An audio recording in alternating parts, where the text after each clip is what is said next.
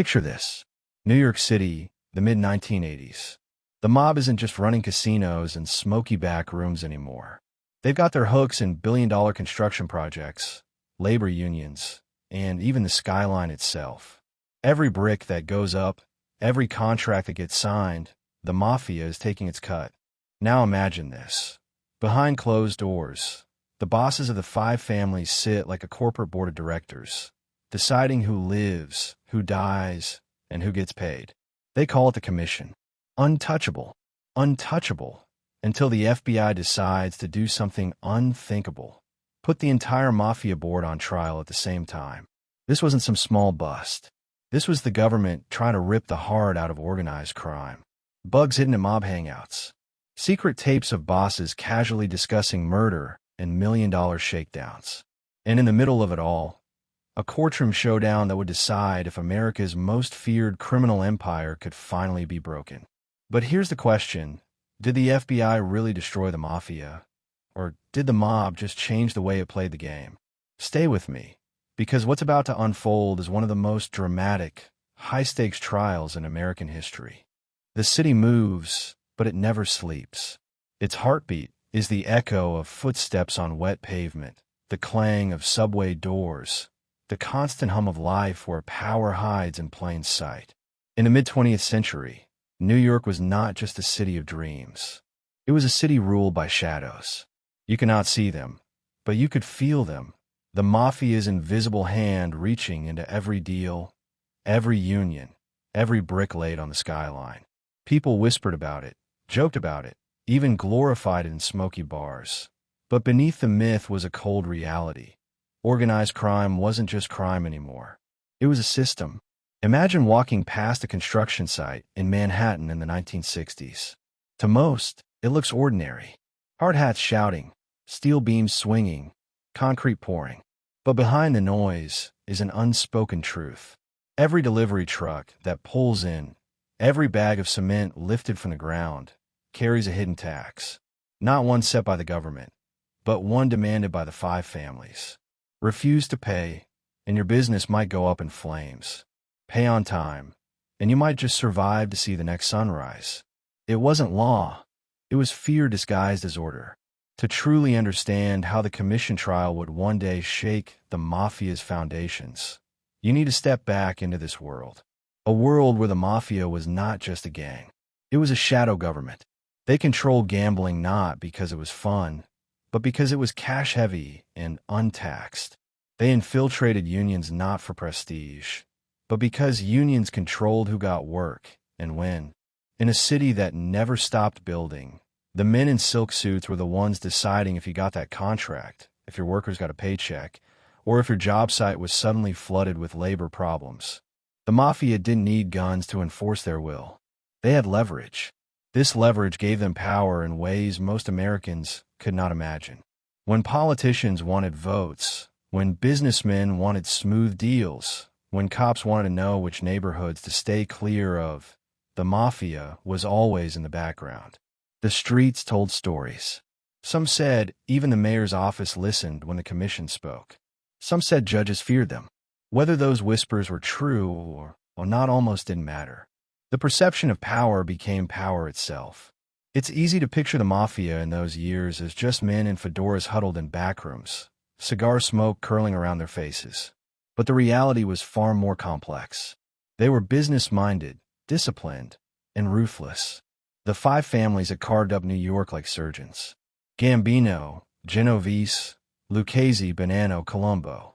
Each with their own soldiers, their own rackets, their own ambitions. Yet they understood one truth.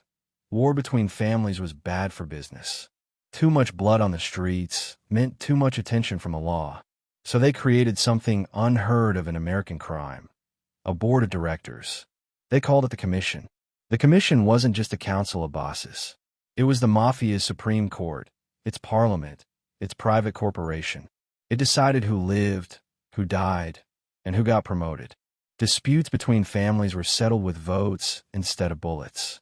Large ventures, like controlling the concrete industry or moving narcotics, were coordinated through this table of power. It was the invisible government inside the government, And for decades, it worked. People feared the chaos of mob wars, but under the Commission, the Mafia thrived quietly, like a parasite draining the city's blood. But not everyone lived in fear. For some, the Mafia was security. In neighborhoods where poverty ran deep and trust in the government was thin, the mob provided jobs, loans, and protection. Need money for your struggling business? A loan shark could get it to you faster than any bank. Couldn't pay? They'd remind you, with broken bones if necessary, that debts had consequences. Yet in those tight-knit communities, men who did such things weren't always seen as monsters. They were neighbors, uncles, friends of the family. Their cruelty was matched by their generosity, and that contradiction made them untouchable. By the 1970s, the Mafia had seeped in nearly every corner of city life. Gambling dens operated openly, protected by payoffs to local cops. The Fulton Fish Market, the Garment District, the construction unions, all bent to mob influence. Even legitimate corporations found themselves in quiet partnerships with men they'd never publicly acknowledge. And the profits weren't just in the millions. They were in the billions. The Mafia wasn't a nuisance. It was one of the most powerful economic forces in New York City. Yet, for all their power, the bosses knew they were still walking on a razor's edge. Law enforcement was changing. Gone were the days when federal agencies shrugged off organized crime as nothing more than ethnic gangs fighting in alleys. By the late 60s, congressional hearings, brave insiders, and public scandals had forced the FBI to admit the Mafia was real, and it was massive. That acknowledgement alone was a seismic shift. Once the government saw the Mafia as a nationwide threat, the days of untouchable bosses were numbered. Still, in the streets, it didn't feel that way. If you were a small contractor in Brooklyn, you didn't think about federal prosecutors in Washington. You thought about the men who showed up at your office, saying your cement supplier had run into trouble, and you'd need to buy from theirs instead. If you were a dock worker, you didn't worry about the FBI. You worried about the shop steward who told you which days you worked, which days you didn't, and how much of your paycheck had to be kicked up the chain. The Mafia's power wasn't abstract. It was personal. It lived in the details of everyday survival. This duality, the sense of being both invisible and everywhere, was the Mafia's greatest strength. To the outsider, they were a myth, a story in headlines, a Hollywood caricature. To the insider, they were law itself. The Commission sat above it all, balancing egos, quelling disputes, and making sure the machine kept running smoothly. And because of this, many people believe the Mafia could never truly be broken. How do you destroy something that doesn't exist on paper? Something woven into the very fabric of a city?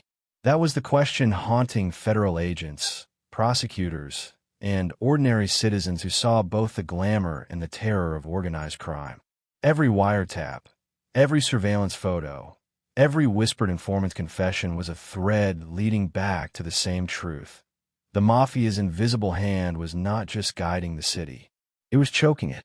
And yet, even as evidence piled up, even as agents built their cases brick by brick, they knew they were facing a giant. The Mafia had survived wars, scandals, betrayals, and decades of half-hearted crackdowns. But in this moment, before indictments, before the trial, before the FBI would dare to point at the Commission itself, the mob was still confident. Bosses strutted into social clubs with the calm arrogance of kings. Soldiers collected envelopes of cash as if it were nothing more than a paycheck. And in the back rooms of Italian restaurants, decisions were being made that would ripple through every level of the city. They believed the system they had built was too entrenched, too clever, too powerful to ever fall. What they did not know was that their greatest strength, the secrecy of the Commission, the illusion of invisibility, was also their greatest weakness. Because to the FBI, proving the existence of a Mafia board of directors was the key to dismantling it all. If they could show the world that organized crime wasn't just scattered gangs, but a centralized government of criminals, they could finally strike at the heart. But that revelation was still a few years away. In the mid-20th century, the bosses still sat comfortably, their empires thriving, their power unchecked. The city kept moving. Trucks kept rolling. Casinos kept buzzing. Politicians kept shaking hands with men they pretended not to know. And all the while, ordinary people lived under rules they had never voted for, under a government they could not see, with laws written not on paper, but in whispered threats and blood. The Mafia's invisible hand was everywhere, and for a long time, no one dared to cut it off. But in the darkness, someone was already sharpening the blade. The year is 1931, and New York City feels like it is tearing itself apart. Gunfire echoes in alleyways. Cars pull up beside crowded sidewalks, and men never make it home. Coffins stack higher than the profits, and yet the violence continues. They called it the Castellammarese War, but for those living in the neighborhoods caught in the middle, it was less a war and more a slow bleed. Italian-American gangs fighting for dominance in the city, ambition colliding with ambition, greed battling greed. For nearly 2 years, the streets of New York ran red with blood. At the center of it all was Salvatore Maranzano, a traditionalist who dreamed of ruling New York's Italian underworld like an ancient Caesar, and Joe Masuria, a powerful boss who clung to old ways of corruption and brutality. Their soldiers carried pistols like second skins, their loyalty tested daily by shifting alliances and whispered betrayals. Men disappeared overnight. Entire families went into hiding. To be associated with either side was to carry a target on your back. The city felt like a chessboard, with bodies standing in for pawns. But amid the chaos, one man saw something different. Charles "Lucky" Luciano was ambitious, yes, but he was also pragmatic. He looked at the endless cycle of blood and revenge and saw it for what it was: bad business. Wars drained money. Wars drew attention. Wars left everyone weaker. And Luciano had no intention of spending his life cleaning up after the mistakes of men stuck in the past. He wanted to build something stronger, something lasting, something that would take organized crime beyond the backroom and into a boardroom. The breaking point came in 1931, when Luciano made a choice that would change the course of Mafia history. He betrayed his own boss, Joe Masuria, arranging for him to be gunned down in a Coney Island restaurant. The hit was brutal, but it was also calculated. By eliminating Masuria, Luciano cleared the way to broker peace with Maranzano. For a brief moment, it seemed like Maranzano would finally reign as the boss of bosses, the supreme leader of the Mafia in America. But Luciano wasn't finished. He had no desire to kneel under another tyrant, no matter how powerful. Just months later, Luciano moved again. He orchestrated Maranzano's assassination, striking down the man who fancied himself the Caesar of the Mafia.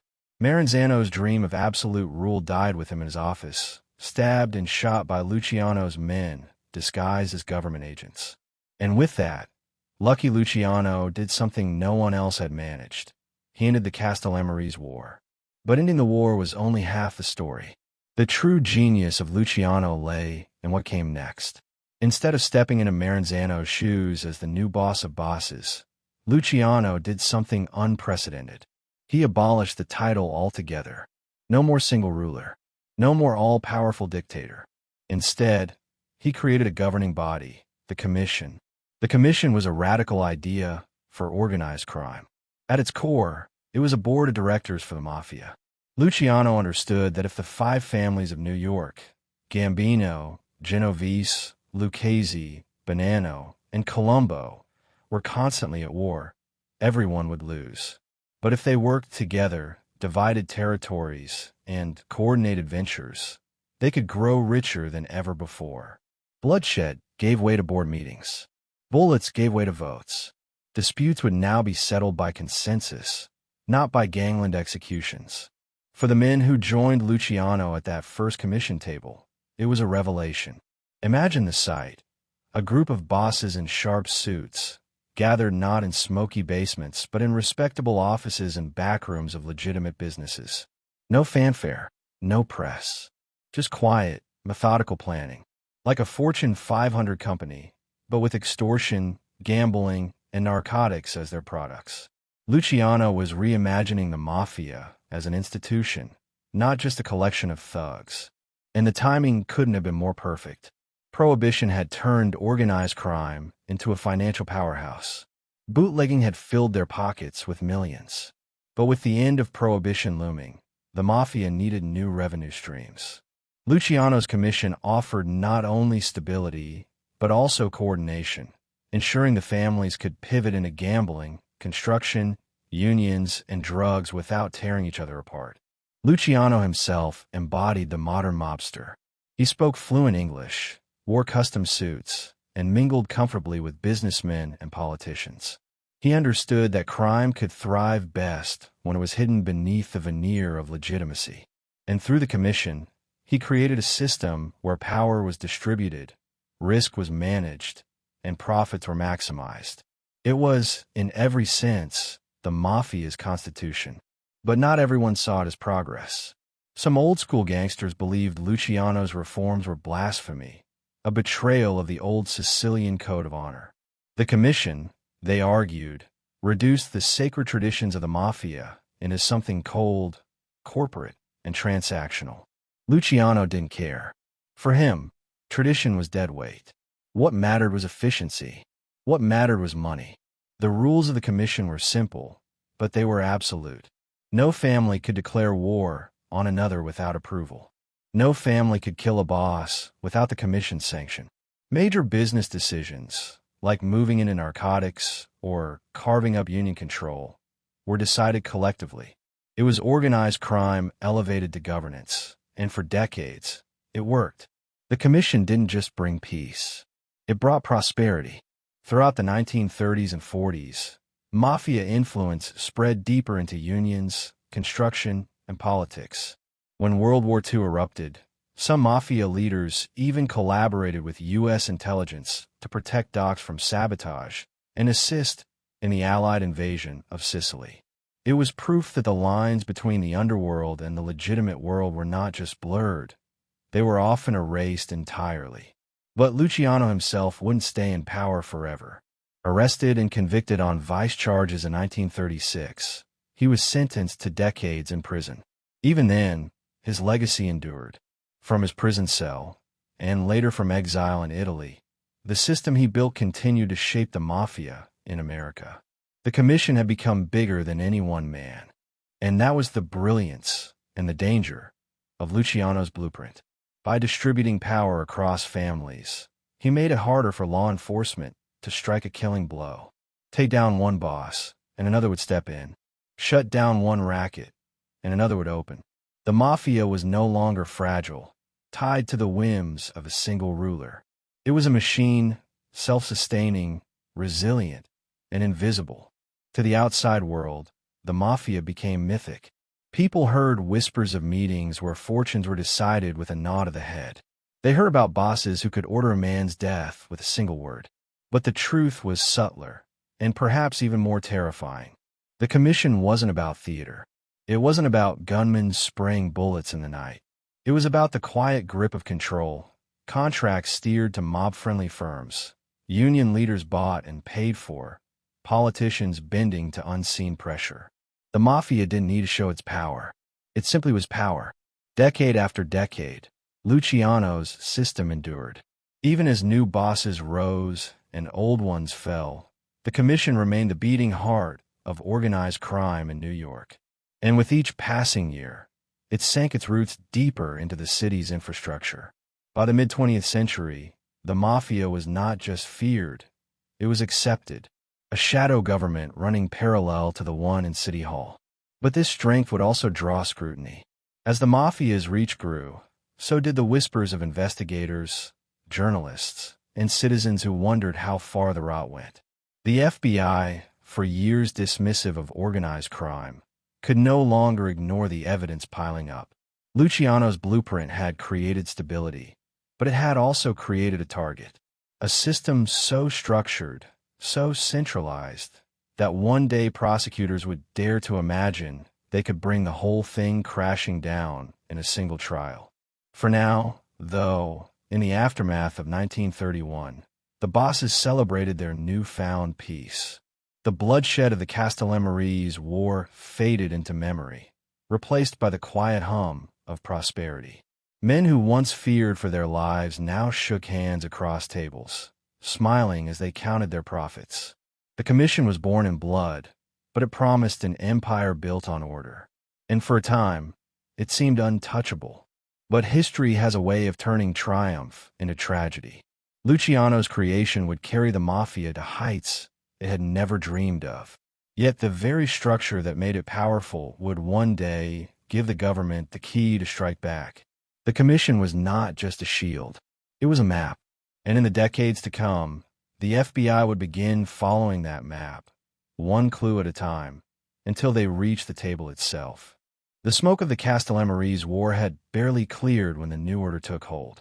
The streets were quieter, but the silence was deceptive.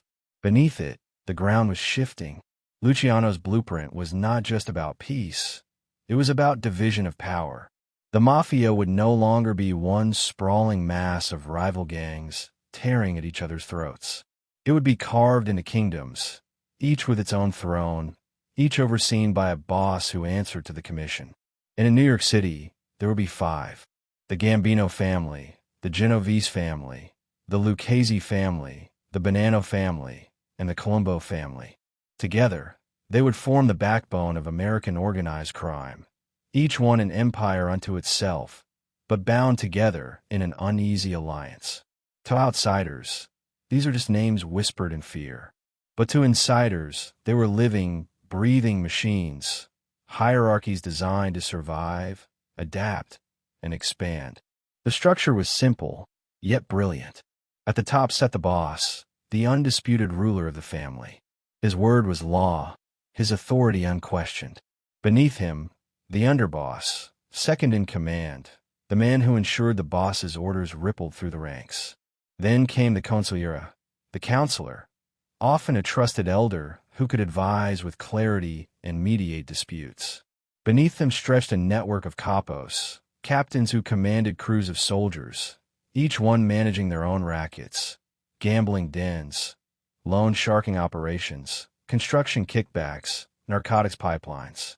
At the bottom were the associates, not made men but trusted enough to contribute, to earn, to bleed. It was a pyramid, but one built to endure. Each level fed into the one above, money flowing upward like a river of tribute, protection flowing downward like an umbrella, shielding those who paid their dues. Betray the structure, and you paid the price. Respect it, and you shared in its spoils. It was not chaos. It was order, criminal order disguised as family. The Gambino family would become the most powerful, eventually boasting thousands of members and associates. Its roots traced back to Albert Anastasia, the so-called Lord High Executioner, who commanded Murder Incorporated, a group of contract killers who enforced mafia discipline across the nation. Anastasia's reign was bloody and feared, but it ended in betrayal, gunned down in a barber's chair in 1957. His successor, Carlo Gambino, took a different path.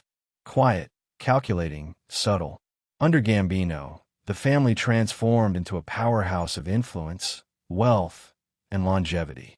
By the time Paul Castellano took the reins, the Gambinos were not just mobsters. They were moguls, their reach extending into construction, trucking, and even Wall Street. The Genovese family was no less formidable. Once led by Lucky Luciano himself, then Frank Costello, the so-called prime minister of the underworld, and later Vito Genovese, whose ambition was matched only by his brutality. Where Gambino preferred diplomacy, Genovese thrived on fear. His family controlled labor unions, ports, and narcotics pipelines stretching far beyond New York. They were the silent giants, preferring the shadows, letting others draw attention while they pulled strings. Even when Anthony Fat Tony Salerno served as front boss, the Genovese remained cunning, elusive, and deeply entrenched in the city's bones. The Lucchese family, smaller but no less lethal, carved out its empire in the garment district and transportation rackets.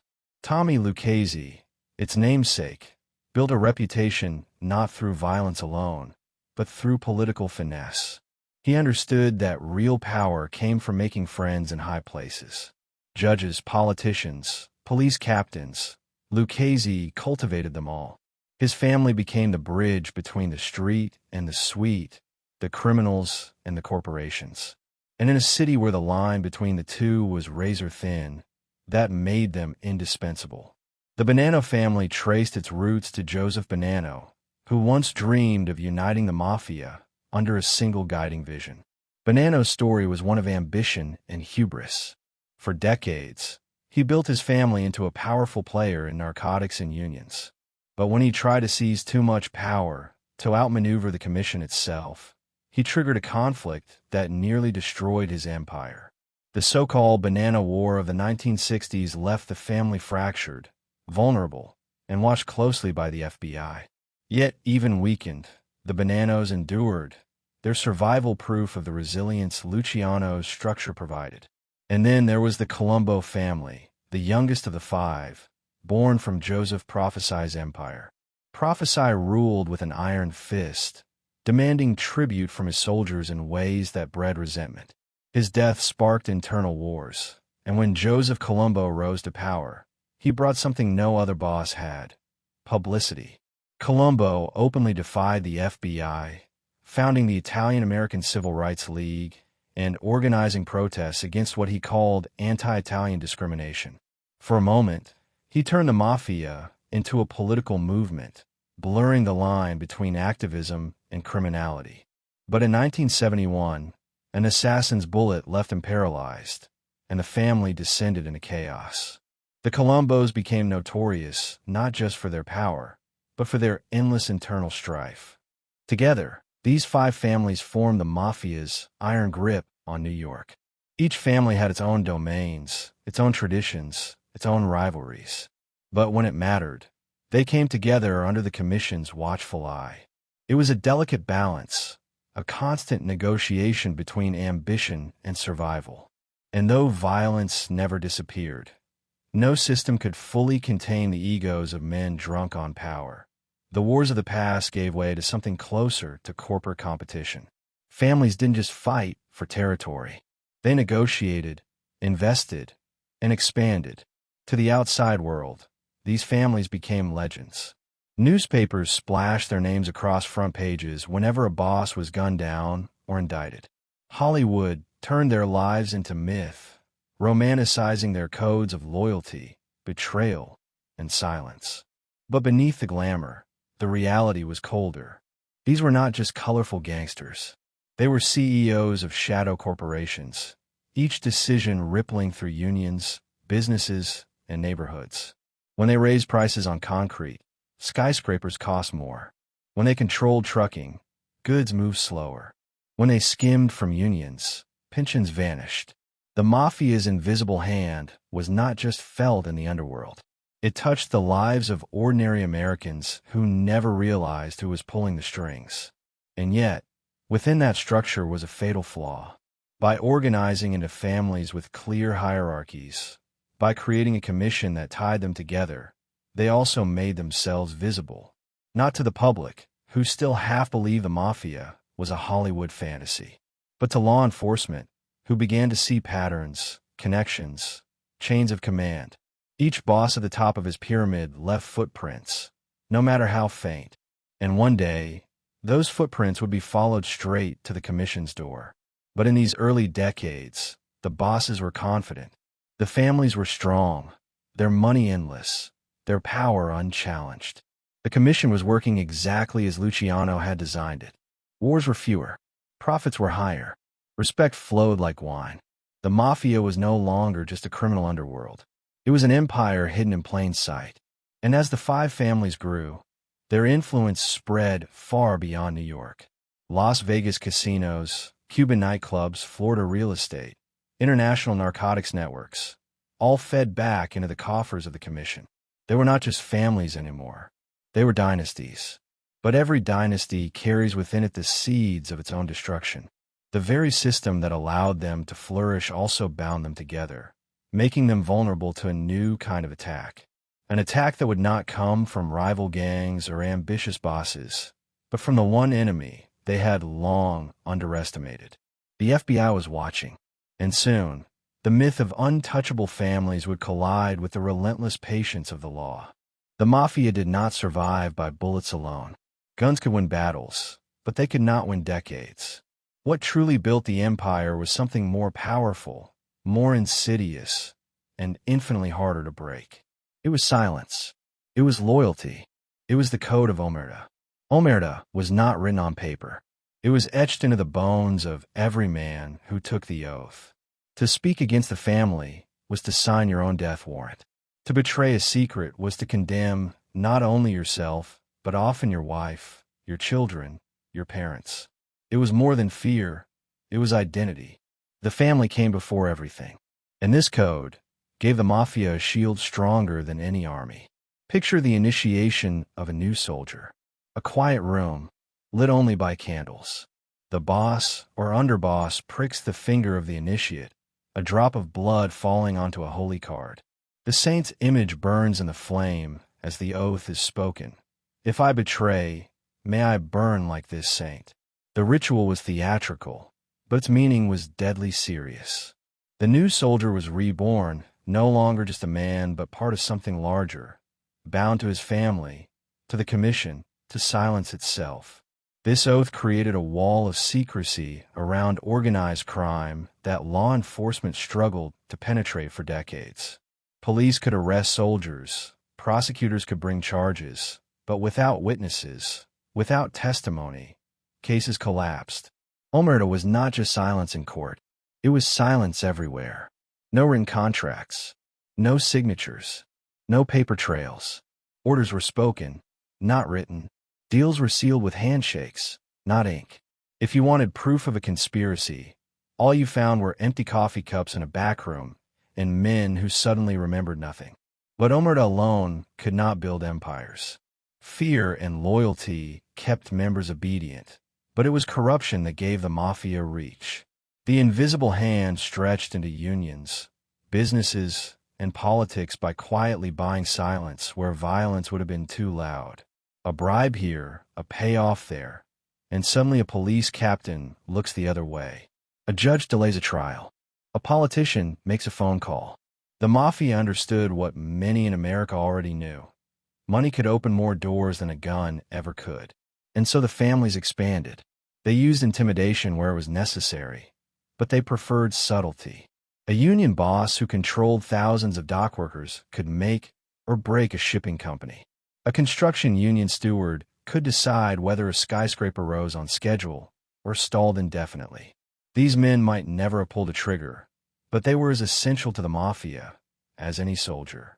They became the face of power in public, while the bosses pulled strings in the shadows. For ordinary citizens, this world was both terrifying and strangely normal. In certain neighborhoods, people did not call the police when they had a problem. They called the local mobster. A stolen car, a beating from a loan shark, a landlord refusing to fix the heat. The family could fix it, but every favor had a price. Sometimes that price was money. Sometimes it was silence. Sometimes it was loyalty. The Mafia became both predator and protector, shaping communities with one hand while bleeding them with the other. Hollywood would later romanticize this dynamic, painting the Mafia as noble bandits living by a code. But reality was colder. If omerta protected insiders, it suffocated outsiders. Business owners paid protection money not because they wanted to, but because the alternative was destruction. Refused to cooperate, and your windows shattered overnight. Push too hard, and your store mysteriously caught fire. The Mafia called it insurance. Victims called it survival. This system of silence and corruption made the Mafia nearly untouchable through the 1940s, 50s, and even into the 60s.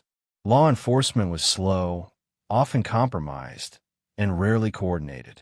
Politicians were wary of challenging the Mafia openly, knowing that too much attention could end careers or lives.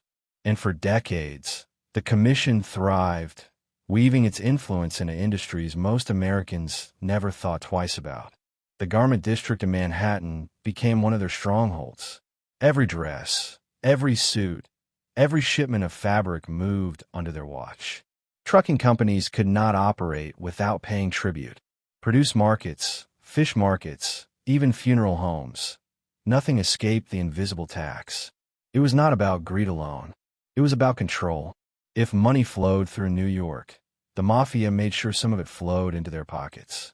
The beauty of the system, if you could call it beauty, was how ordinary it seemed. To the casual observer, life looked normal.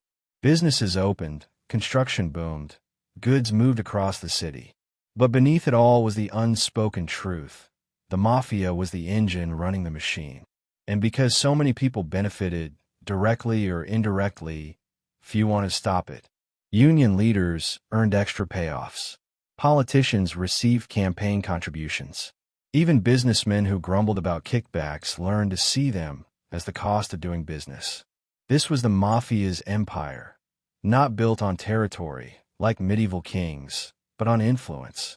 They did not need to rule openly. They ruled through fear, through money, through silence. And for a long time, it worked. But Omerta was not invincible. Like any code, it depended on the loyalty of men, and loyalty could be cracked. Sometimes by fear, sometimes by greed, sometimes by desperation. When the FBI finally began to focus on organized crime in the late 50s and 60s, they knew breaking Omerta was the key. Find one man willing to talk, and the wall of silence could crumble. The first cracks came with Joseph Valachi, a soldier in the Genovese family.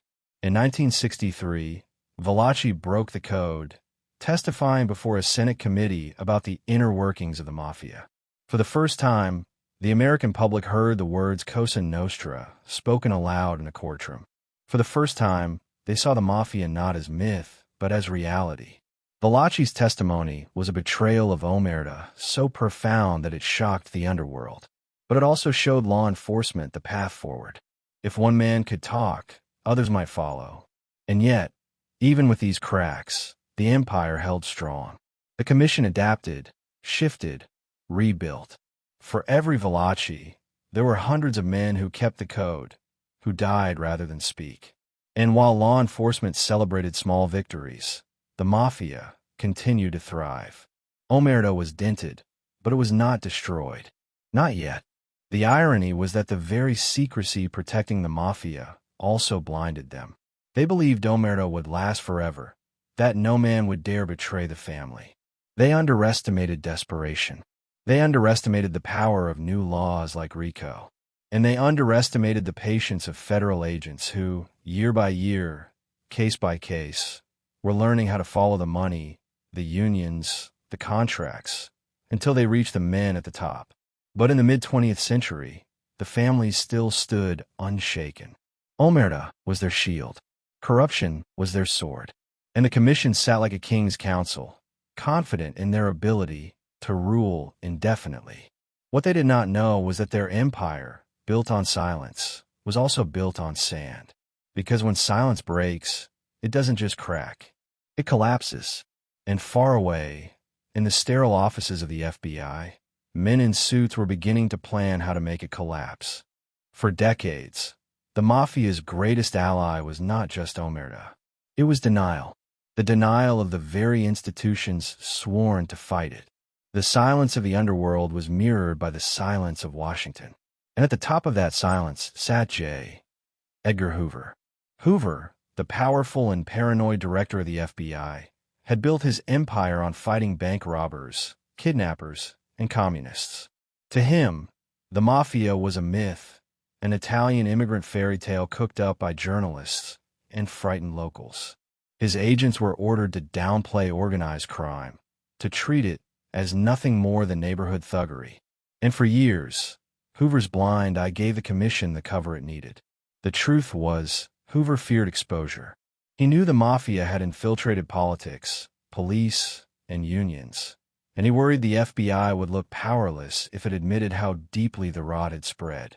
There were also whispers, some true, some legend, that Hoover himself had been compromised, that mobsters knew secrets about his private life, that photographs and files existed that could destroy his reputation. Whether blackmail or arrogance, the result was the same. While the Mafia grew into a billion-dollar empire, the FBI pretended it did not exist. But reality cannot be ignored forever. And in 1957, the facade shattered. It happened in a sleepy town called Appalachian, New York. A local state trooper noticed dozens of fancy cars pulling into the driveway of a rural estate. Out stepped men in sharp suits, cigars between their fingers, eyes scanning the countryside. They weren't politicians. They weren't businessmen. They were mob bosses. From across the nation, the heads of families had gathered for what was essentially a mafia summit. The commission and its allies had come together to discuss business, territory, and the future. The meeting might have remained secret, but fate intervened. The trooper grew suspicious, called in reinforcements, and soon the property was swarming with law enforcement. Panicked mobsters bolted into the woods in their tailored shoes, hiding in ditches, sprinting across fields. Some were caught, others escaped, but the damage was done. For the first time, the American public saw undeniable proof. The mafia was real, organized, and nationwide. Headlines screamed across the country. Photographs of high-ranking mobsters being marched away in handcuffs exposed the myth of invisibility. No longer could Hoover pretend that organized crime was a fantasy. Congress demanded answers. The FBI was embarrassed. And the mafia, once hidden in shadows, was dragged into the light. Still, exposure did not equal understanding. The mafia remained a mystery. Journalists speculated, citizens whispered, but few truly knew how it worked. That changed in 1963, when Joseph Valachi sat before the United States Senate and broke omerta on live television. Valachi was no boss, no underworld legend. He was a soldier in the Genovese family, arrested and facing life behind bars. Facing the certainty of death at the hands of his own people, Valachi did the unthinkable. He talked. Before millions of viewers, he explained the structure of the mafia, the meaning of Cosa Nostra, our thing. He described initiation rituals, hierarchies, codes of silence. He confirmed what law enforcement had long suspected but never proved. The mafia was not random gangs. It was a secret society with rules, leaders, and national reach. Americans watched, stunned, as the veil lifted. The word mafia was no longer folklore. It was fact. Valachi became the first government-protected witness, and his betrayal cracked the wall of omerta, just enough for the FBI to begin probing deeper. But breaking omerta was only part of the battle. The FBI had spent decades ignoring organized crime, and now they were playing catch-up. Surveillance teams began trailing mobsters. Wiretaps crackled with coded conversations. Informants were squeezed, bribed, and flipped. Hoover, reluctant to admit his misstep, shifted strategy. He rebranded the mafia not as Italian gangs, but as part of a larger organized crime problem, hoping to save face while allowing his agents to act. By the late 60s, task forces had been established in major cities. In New York, specialized squads began devoting their lives to mafia surveillance. They spent nights in unmarked vans, watching social clubs, logging license plates, following the endless stream of cash. They learned the rhythms of mob life, the quiet breakfasts, the noisy weddings, the endless funerals. They learned that the mafia was patient, deliberate, almost corporate in its routines. But even with new focus, there was a problem. Law enforcement could arrest soldiers, even capos, but the bosses remained untouchable. Orders were given face-to-face. Evidence evaporated into smoke. Trials collapsed when witnesses recanted. The code of silence still held, iron and unbreakable. It was like punching a wall of stone. The FBI bloodied itself, but the wall never cracked. What they needed was a new weapon. Not a gun, not a wiretap. Something legal, something sweeping, something that could target not just the soldiers but the architects, the bosses sitting at the commission table. That weapon would arrive in 1970, in the form of a law few people understood at the time. The Racketeer Influenced and Corrupt Organizations Act, RICO. But before RICO, before Giuliani, before the commission trial, there was only this, a government finally waking up, decades late, to a monster that had been growing in its backyard. The FBI was awake, and the mafia, for the first time in generations, could feel its shadow being watched. The bosses laughed in public, mocking Valachi, dismissing Appalachian as a blunder. But privately, they began to worry. The invisible hand was no longer invisible. The myth had been shattered.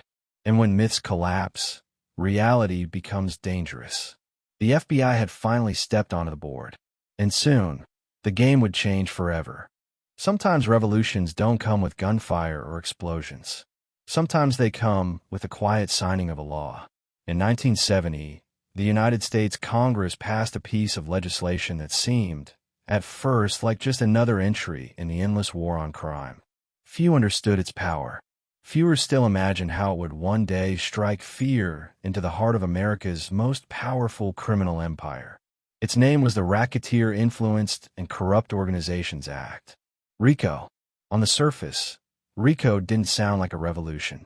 It was dry legal language, buried in Title IX of the Organized Crime Control Act. But hidden in the text was a weapon unlike any law enforcement had ever held before. For decades, prosecutors chasing the Mafia had faced the same wall. They could catch soldiers with blood on their hands, even capos with envelopes of cash, but the bosses always walked free. Why?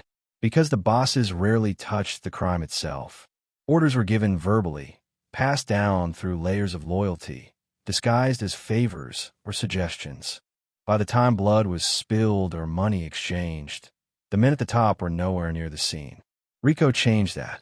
It said that if you were part of a criminal organization and that organization committed crimes as part of its business, you could be held responsible for the entire pattern of activity. In other words, you didn't need to pull the trigger or make the payoff or place the bet.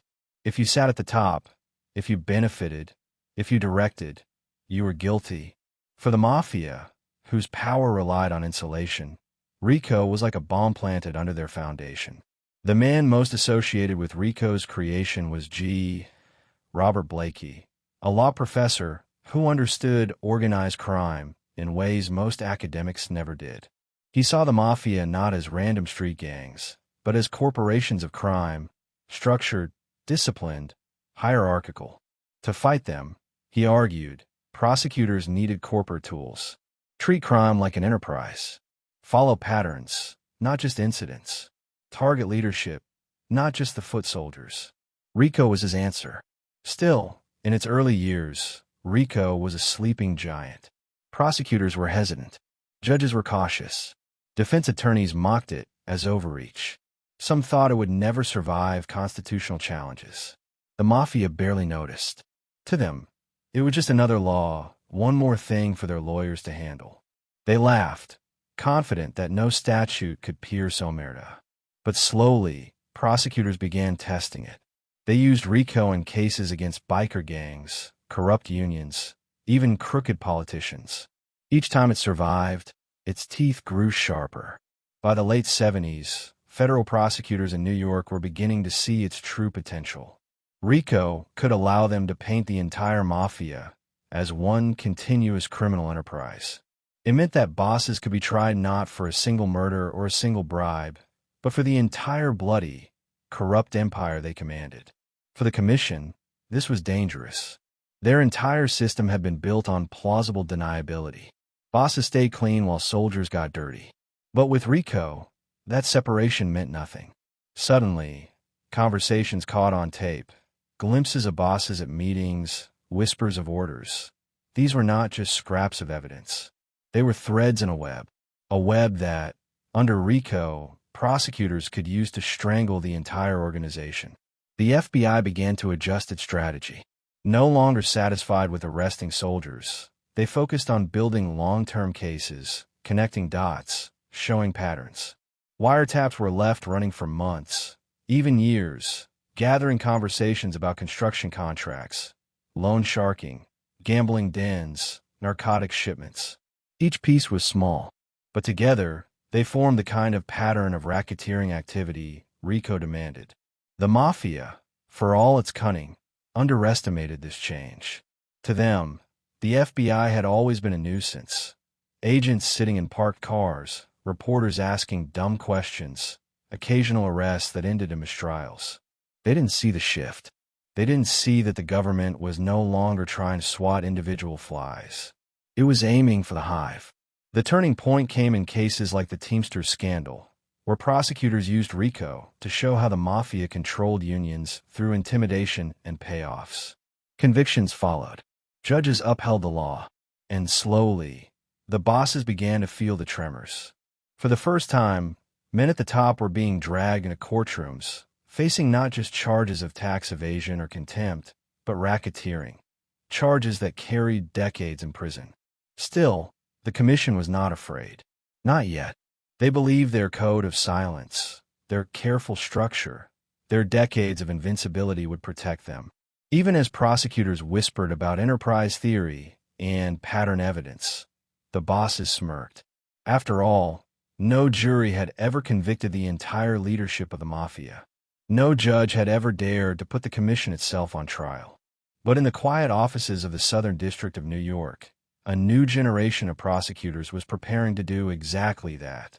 Young, ambitious, and armed with RICO, they saw what their predecessors had missed. The Mafia was not untouchable. It was vulnerable, if you could aim at the right place. And at the heart of it all was a single, dangerous idea. If you could prove the commission existed, and prove that its purpose was to run a criminal enterprise, you could put the entire Mafia government on trial. Not just soldiers, not just capos, the bosses themselves. It was a gamble unlike any ever attempted in American legal history. A gamble made possible by a law passed quietly in 1970. A law the Mafia had once ignored. A law whose name they would soon learn to fear. RICO was awake, and soon it would bring the commission to its knees. But before that showdown, the FBI needed to build its army. Specialized squads, patient surveillance, men and women willing to dedicate their lives to staring at mob social clubs and listening to endless tapes, waiting for that one sentence, that one slip, that one thread that would unravel the web. The Mafia had their code. The FBI now had theirs. Watch, wait, connect. And the war was only just beginning. The Mafia had their soldiers. Now, the FBI would build their own. By the mid-1970s, the Bureau had finally admitted what the underworld had known for decades.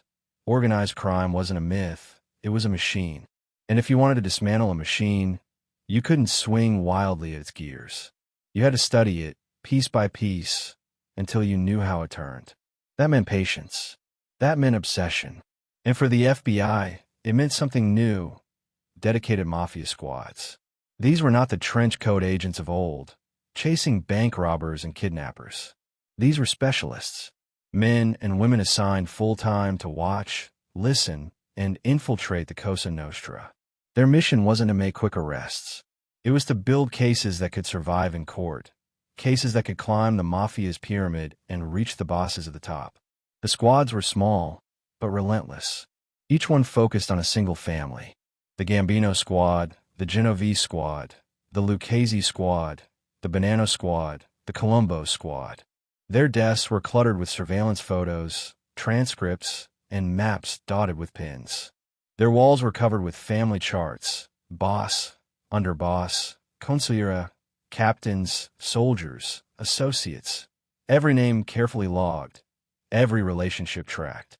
It was like trying to map a ghost, but slowly, the outlines of the families began to appear. Day after day, agents sat in unmarked cars outside mob social clubs, the kind with neon signs that said private members only. They watched as men in tailored suits came and went, exchanging envelopes, nodding in respect, kissing each other on the cheek. They wrote down license plates, memorized faces, timed meetings. Sometimes the work felt endless, almost absurd. Hours of silence broken only by the clatter of dice inside, or the laughter of men who believed they were untouchable. But the agents knew better. Every handshake, every meeting, every quiet conversation was another stitch in the fabric of a case. The Bureau called it building a pattern. The Mafia called it business as usual. Wiretaps became the squad's lifeline. The technology was crude at first, but effective. Bugs hidden in lamps, microphones drilled into walls, listening devices stuffed under tables in restaurants. Agents risked everything to plant them, sneaking into apartments while mobsters were at weddings, breaking into social clubs in the dead of night. Sometimes they succeeded. Sometimes they didn't. If a bug was discovered, it could mean exposure. Exposure could mean death. The recordings were often maddening. Hours of small talk, gossip, jokes in Sicilian dialect. But buried in the chatter were gems. Orders disguised as suggestions, threats hidden in jokes, details about construction rackets, loan sharking, labor unions. The agents learned to listen not just for words, but for patterns, for what wasn't being said. Patience was everything. One agent described it as watching paint dry, waiting for the brush to slip. But when it did, the slip could unravel an empire. The squads also leaned on informants. Flipping a mobster was never easy. Omerta was drilled into them from the start. But desperation could crack even the hardest shell. A soldier facing decades in prison. A capo fearing betrayal from his own crew. An associate caught with drugs in his trunk. The Bureau offered them a deal. Information for freedom, testimony for protection.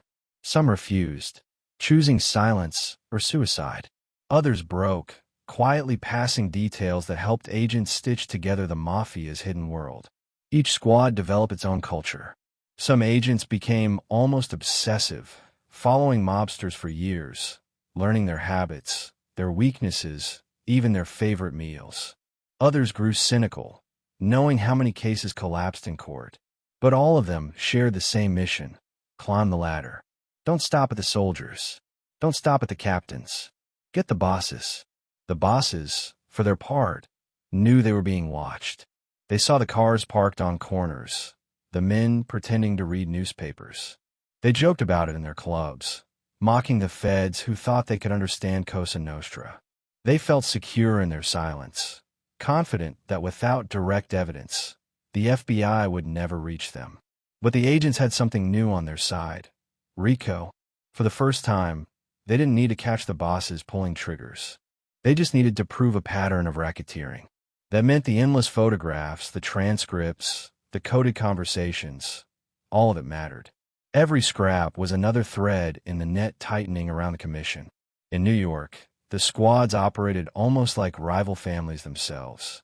Each squad tracked their assigned family, but they also shared intelligence, comparing notes, looking for overlap.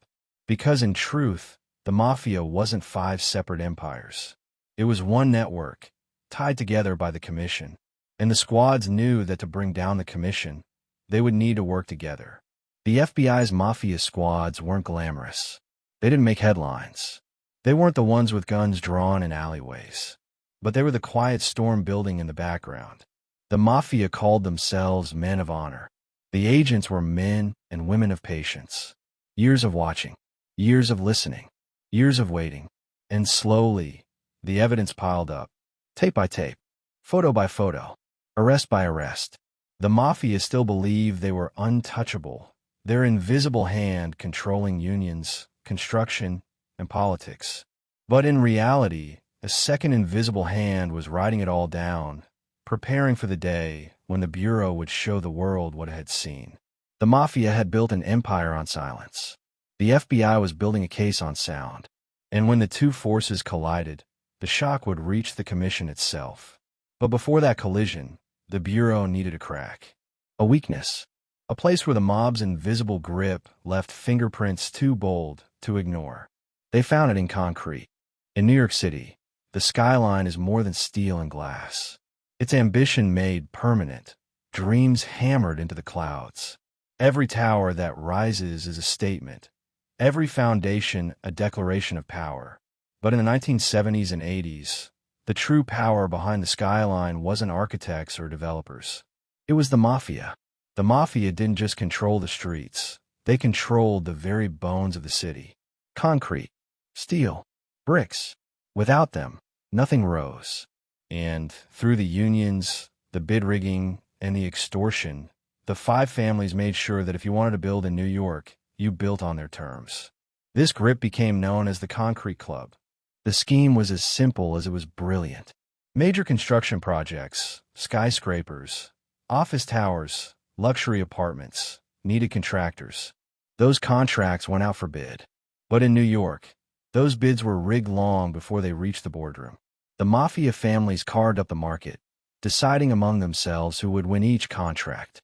Developers thought they were running fair competitions. In reality, they were bankrolling the mob. The rules of the Concrete Club were strict. Jobs over $2 million were handled only by Mafia-approved firms. If an outsider tried to compete, they were pressured, threatened, or bought off. Unions made sure non-cooperative firms faced strikes, delays, or mysteriously missing shipments. Trucks sat idle. Cement mixers broke down. Deadlines slipped. Developers quickly learned the lesson: pay the mob or pay in delays. And the profits were staggering. By skimming just a small percentage from each job, the families collected millions. A single skyscraper could line their pockets for years. And because the system looked, on the surface, like legitimate business, it was nearly impossible to prove. Developers signed contracts willingly. Contractors submitted bids. The money looked clean. But beneath the surface, it was extortion disguised as cooperation. The FBI's Mafia squads began to hear whispers about the Concrete Club from informants. Low-level contractors complained about rigged bids. Union men hinted at payoffs. Wiretaps caught coded conversations about our friends in construction. Slowly, the picture sharpened. The Mafia wasn't just taxing neighborhoods. They were taxing the city itself. To the Bureau, this was a breakthrough. For years, prosecutors had struggled to show the Mafia's impact on ordinary Americans. Gambling and loan sharking seemed distant to juries. But concrete was different. Everyone could see the skyline. Everyone could understand construction. And if the FBI could prove that the Mafia had its hand in those towers, it could shock the public into seeing just how deep the rot went. The investigation began with patient surveillance. Agents staked out meetings between contractors and mob captains. They bugged social clubs where bosses casually discussed which firms would win the next contract. They flipped union officials who quietly admitted that certain companies were untouchable. The pattern was undeniable. At the center of it all were key figures like Paul Castellano of the Gambino family, Anthony Fat Tony Salerno of the Genovese family, and Anthony Corallo of the Lucchese family. These bosses didn't swing hammers or pour concrete, but their signatures decided which company got the job and which company sat out. The skyscrapers of Manhattan became monuments not just to architects, but to mob power. For Castellano, the Concrete Club was personal. He fancied himself less a gangster and more a businessman, a CEO of crime. From his mansion on Staten Island, complete with electronic gates and even his own butchery for prime meats, he ran the Gambino family like a corporation. Construction was his boardroom. Every contract was another dividend. To Castellano, this was the future of the Mafia. Not backroom dice games, but corporate racketeering on a grand scale. But the FBI was closing in. Wiretaps in Lucchese boss Corallo's car captured hours of conversations about Mafia control of unions and contracts. Castellano's phones buzzed with recordings of mob associates coordinating bid rigging. Salerno's hangouts yielded tapes of discussions about concrete prices. For the first time, prosecutors had not just suspicion, but evidence, direct voices, real names, clear patterns. And the implications were enormous. If the FBI could tie the Concrete Club directly to the bosses, they could prove what RICO demanded: that the commission itself functioned as a criminal enterprise. Construction wasn't just business. It was conspiracy. Developers, caught in the middle, were nervous.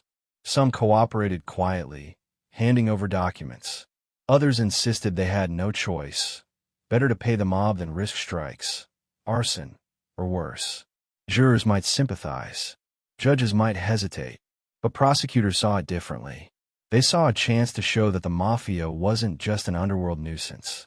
It was stealing millions from legitimate commerce. By the early 1980s, the FBI had built a detailed map of the Concrete Club's operations. Contracts, companies, payoffs, meetings, all pointing back to the commission. The skyscrapers rising in Manhattan weren't just symbols of progress. They were evidence. For the bosses, it was business as usual. They still believed their system was untouchable. They trusted Omerta, bribed unions, laughed at the idea of federal prosecutors making sense of their world. But in the sterile offices of the Southern District of New York, men like Rudy Giuliani and his team of prosecutors were studying those skyscrapers with different eyes. To them, each tower was not just concrete and glass. It was a case file waiting to be opened. The FBI's squads had finally found their crack. The Mafia thought the skyline made them gods. But soon, it would become their downfall. And at the center of it all was one man, a quiet figure in the Genovese family, who would soon be portrayed as the most powerful Don in America. His name was Anthony Salerno. They called him Fat Tony. He was not the kind of man you expected to see at the top of an empire. Heavy-set, his face round and often hidden beneath a fedora, Anthony "Fat Tony" Salerno looked more like a neighborhood bookmaker than the supposed head of the most powerful mafia family in America. Yet by the early 1980s, federal prosecutors and the FBI were convinced he was exactly that, the front boss of the Genovese family, and one of the most influential figures on the commission. Salerno's rise was as quiet as it was steady. Born in East Harlem, he came of age in the shadow of the Genovese family's operations, running numbers rackets and gambling dens in the Bronx. Unlike flamboyant mobsters who craved attention, Salerno preferred the background. He cultivated relationships, collected envelopes, and stayed loyal. By the 1970s, he had become the public face of the Genovese family's gambling operations. But behind that role, he was trusted with more. Far more. The Genovese family had always been the most secretive of the five. From Luciano to Costello to Vito Genovese, they thrived on silence and subtlety. When Salerno was chosen to act as front boss, it was in keeping with that tradition. Many insiders believed he wasn't the true power, that the real boss was Vincent, the Chin Gigante, who hid behind a facade of insanity. But to the FBI, perception mattered as much as reality. And the man they saw smoking cigars outside the Palma Boys Social Club in East Harlem was the man they would target. The Palma Boys was Salerno's fortress. On the surface, it was just another neighborhood hangout, a place where old men played cards and swapped stories. In reality, it was a hub of mafia business.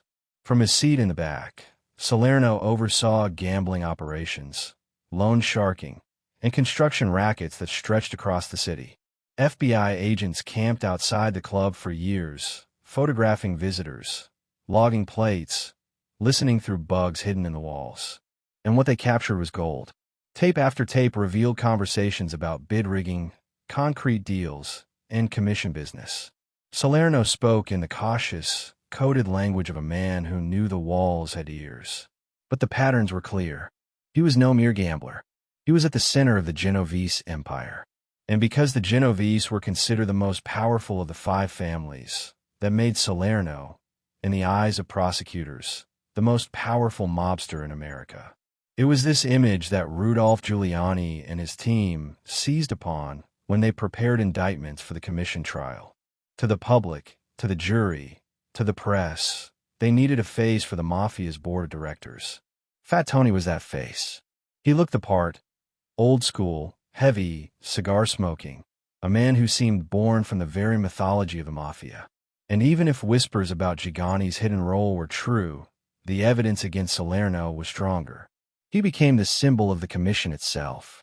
For the FBI squads who had spent years watching him, Salerno was both frustrating and fascinating. He rarely raised his voice, rarely left the safety of his social club, rarely made himself vulnerable. Yet his influence radiated outward. Contractors knew his name. Union bosses deferred to him. Captains came and went like courtiers before a king. To build a skyscraper in Manhattan, you didn't just need money and permits. You needed Fat Tony's blessing. But behind the legend was a man of contradictions. Salerno enjoyed the trappings of power, fine suits, expensive cigars, dinners at the best restaurants. Yet he lived with a simplicity that baffled agents. His health was failing. Diabetes and strokes left him weakened. Friends described him as personable, even gentle at times, always ready with a joke. But kindness in private never softened the ruthlessness of his business. If a contractor stepped out of line, if a soldier failed to pay, If a rival threatened the family's interests, Salerno could be as cold as any boss before him. In 1985, Giuliani unveiled the commission indictments. There was Salerno, listed at the top. The papers called him the boss of bosses. The FBI celebrated, convinced they had struck at the very heart of the Mafia. Cameras flashed, headlines screamed, and suddenly Anthony Salerno was a household name. Inside the Mafia, reactions were mixed. Some laughed, knowing the Genovese family had always shielded its true leadership. Others bristled, furious that one of their own was being paraded as the king of organized crime. For Salerno himself, the attention was unwelcome.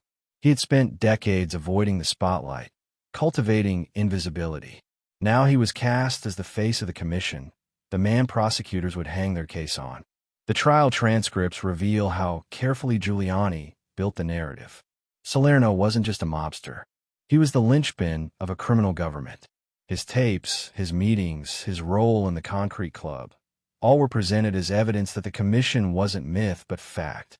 And for jurors who saw the skyline of New York every day, who knew the cost of corruption in their own neighborhoods, the story was compelling. For Salerno, it was the beginning of the end. Convicted under RICO, he was sentenced to a century in prison. He would never again see the streets of East Harlem. His days ended in a prison hospital, far from the cigars and laughter of the Palma Boys social club. But his trial cemented the image prosecutors wanted. The Mafia had a board of directors, and the men who sat on it could be brought down. And yet, the truth was more complicated. Was Salerno truly the most powerful boss in America? Or was he a convenient figurehead, a shield behind which men like Vincent Giuliani pulled the strings? Did the FBI and Giuliani misunderstand the Genovese family's layers of deception? Or did they simply not care? For history, it hardly mattered. In the courtroom, perception was everything. And Fat Tony's conviction was a victory the government desperately needed. The commission was no longer invisible. It had a face. But Salerno was only one piece of the puzzle. Because while prosecutors celebrated, another boss was watching, one who commanded the largest family of them all. His name was Paul Castellano, and he would become the next great target in the FBI's war on the commission. He was called the Howard Hughes of the mob, a boss who preferred boardrooms to backrooms and stakes to shootouts. Paul Castellano didn't look like a gangster in the classic sense. He wore tailored suits, lived in a mansion in Staten Island, and spoke of business more than blood. But don't be fooled. Behind the veneer of legitimacy was the ruler of the most powerful mafia family in America, the Gambinos. And in the eyes of the FBI, he was the man whose empire symbolized the mafia's stranglehold on New York. Castellano had risen through the ranks the old-fashioned way, with loyalty and patience. He was Carlo Gambino's cousin and protege, chosen to inherit the family after Carlo's death in 1976. Many expected the succession to go to Aniello Della Croce, the family's longtime underboss and a man respected by the soldiers. But Carlo, ever calculating, chose Castellano. Della Croce accepted the decision, but the seeds of division were planted. The family was now split between the blue-collar soldiers loyal to Della Croce and the white-collar faction that Castellano favored. Paul Castellano was no street thug. He saw himself as a businessman, not a gangster. His mansion on Toad Hill had electronic gates, marble floors, and even his own butcher shop where he prepared prime cuts of meat. To him, the Mafia was a corporation. Violence was costly. Publicity was dangerous. Money was everything. Under his leadership, the Gambino family expanded into construction, trucking, and even white-collar crimes like stock fraud and corporate extortion. Castellano believed this was the future of the Mafia: quiet, profitable, invisible. But his vision came at a cost. Many soldiers resented his detachment from the streets. He rarely visited social clubs, rarely mingled with the rank and file. To them, he was a distant king in a marble palace, more interested in fine food than in the daily grind of the rackets. And when rumors spread that Castellano was skimming extra money for himself, frustration simmered. Still, his control was formidable. The Gambinos were the largest of the 5 families, with thousands of members and associates. They controlled unions in construction, trucking, and food distribution. They had their fingers in nearly every major industry in New York. And at the center of it all was Castellano, the boss of bosses, in the eyes of the press and prosecutors. The FBI watched him carefully. Agents bugged his home, his phones, his hangouts. They tracked his movements, his meetings, his business dealings. And what they found was damning. Castellano wasn't just profiting from construction rackets. He was deeply entangled in the concrete club, the bid-rigging scheme that siphoned millions from Manhattan skyscrapers. Even worse, wiretaps suggested Castellano was authorizing hits, approving drug deals, and taking a personal cut from nearly every racket his men ran. The very insulation he thought protected him was beginning to crumble. Every conversation, every quiet order, became evidence in the hands of federal prosecutors. But Castellano's biggest mistake wasn't in business. It was in politics, mafia politics. His cold, corporate style alienated many of his soldiers. His decision to avoid street-level crimes left others feeling cheated. And when he demanded a larger personal share for narcotics profits, a business he publicly condemned, the resentment exploded. Men whispered that Castellano was greedy, out of touch, vulnerable. The FBI didn't just hear those whispers. They documented them. They saw the cracks forming in the Gambino empire, cracks that could be exploited in court. For prosecutors like Rudy Giuliani, Castellano was the perfect target, the visible symbol of mafia wealth and corruption, a boss whose empire touched every corner of New York. But Castellano wasn't worried. He believed his power and influence would shield him, just as it had shielded bosses before him. He underestimated both the FBI's persistence and the ambition of his own men. In 1985, as indictments loomed, Castellano was increasingly isolated. His underboss, Aniello Della Croce, died of cancer, leaving a power vacuum that emboldened rivals. One of them was John Gotti, a rising figure who saw Castellano as weak, arrogant, and ripe for overthrow. The commission, meanwhile, was under unprecedented pressure from the FBI. The indictments tied Castellano directly to the construction rackets, painting him as a central figure in the Mafia's board of directors. For the Bureau, Castellano was not just another boss. He was the linchpin of their case. His name carried weight. His empire proved the Mafia wasn't just about gambling and loan sharking. It was about industries, unions, billion-dollar projects. To convict Castellano was to prove that the Mafia ran New York like a shadow government. But Castellano never made it to the courtroom. In December 1985, as indictments stacked against him, Castellano was assassinated outside Sparks Steakhouse in Manhattan. Gotti had made his move, eliminating the boss in a hail of bullets and seizing control of the Gambino family. For the FBI, it was both a victory and a complication. Castellano was dead, but his death proved something larger. The Mafia was unstable, fractured, vulnerable, and the commission trial would go forward without him. Paul Castellano's reign ended on the cold pavement of a midtown street, but his legacy lived on in the evidence the FBI had gathered. His life embodied the Mafia's shift from street violence to corporate crime, from smoky clubs to skyscrapers. And his fall showed that even the most insulated boss could be touched by betrayal from within and by prosecutors from without. With Castellano gone, the Gambino family entered a new, chaotic era under John Gotti. But in the courtrooms of New York, Castellano's ghost remained. His business records, his taped conversations, his role in the concrete club, all became part of the larger case against the commission.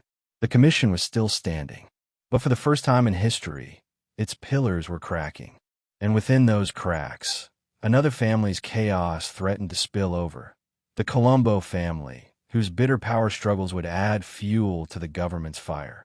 When Paul Castellano's body fell onto the frozen pavement outside Sparks Steakhouse, it sent shockwaves through the Mafia world.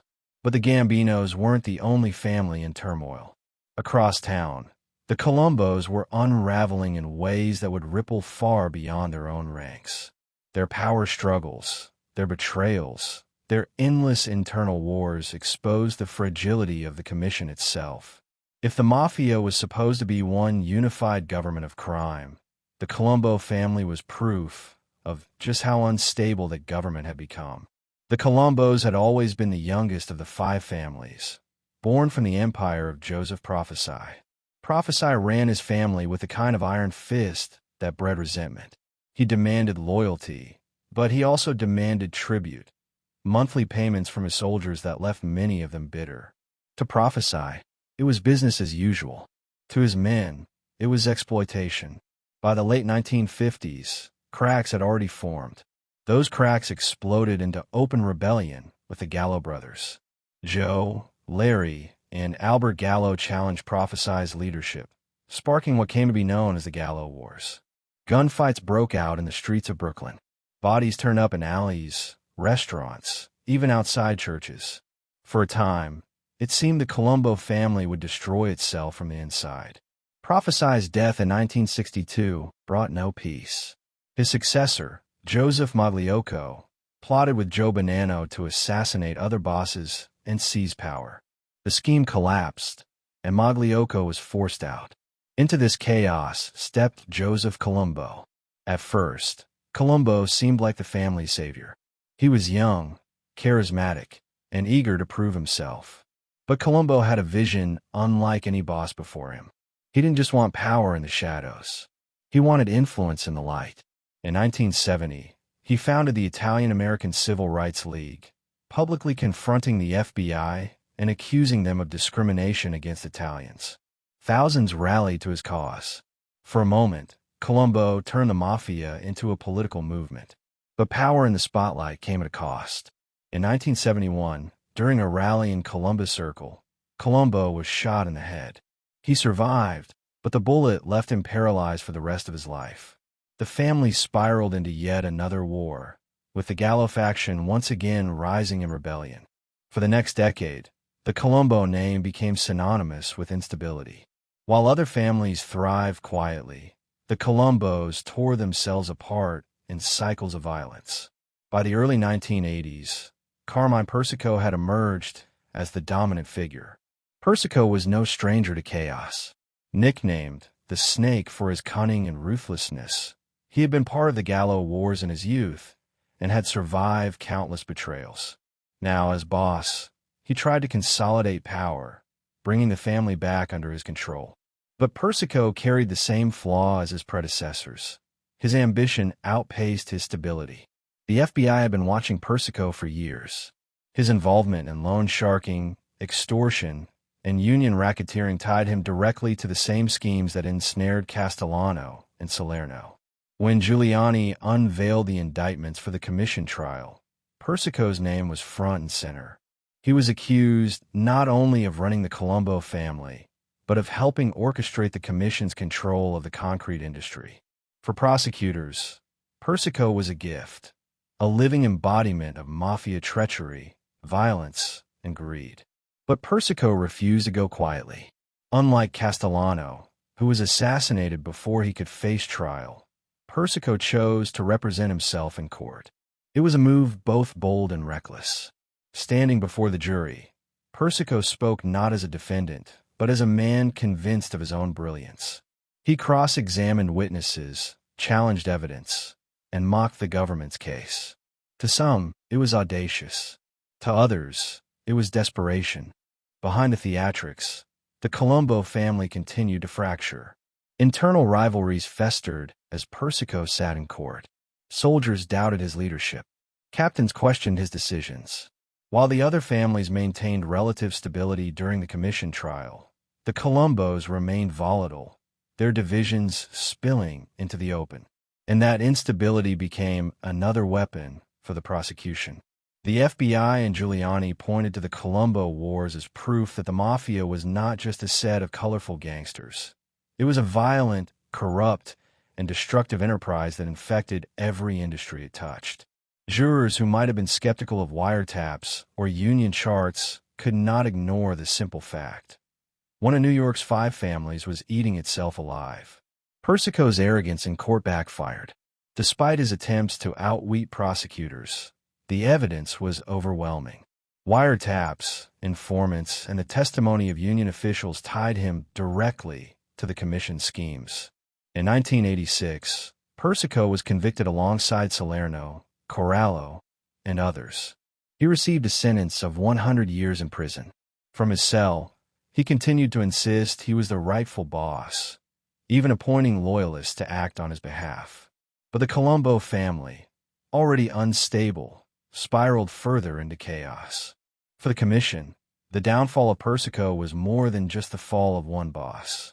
It was a sign of weakness. The Colombos had shown the world that the Mafia was not invincible, not unified, not disciplined. They were fractured, human, fallible. And in the larger narrative of the Commission trial, that weakness became a powerful symbol. The FBI had long struggled to convince juries that the Mafia was a single enterprise, not just scattered criminals. But the Colombos proved it. Their wars showed that disputes weren't just neighborhood quarrels. They were battles within a larger system of power. And Persico's conviction proved that bosses could be held accountable, even when they sat at the Commission's table. For ordinary New Yorkers, the Colombo chaos was both terrifying and oddly predictable. Neighbors grew used to the sound of gunfire in Brooklyn, to the headlines of shootings and arrests. The family's wars became grim entertainment, another chapter in the city's long struggle with organized crime. But for the Mafia itself, it was a warning. The Commission had been designed by Lucky Luciano to prevent wars like these, to bring order to chaos. And yet, 50 years later, one of its own families was in shambles. The very system meant to preserve power was now exposing its vulnerabilities. As the Commission trial pressed forward, prosecutors capitalized on every detail of the Colombo dysfunction. Persico's theatrics in court, the family's bloody history, the betrayals that never seemed to end. It all became part of the story Giuliani told the jury.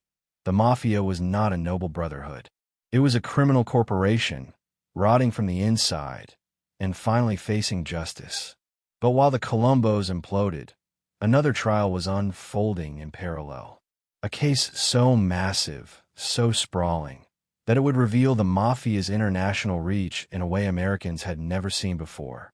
It was called the Pizza Connection, and it showed that the Mafia's empire wasn't confined to the streets of New York. It stretched across oceans, fueled by heroin, and threatened to expose just how global the Commission's power had become.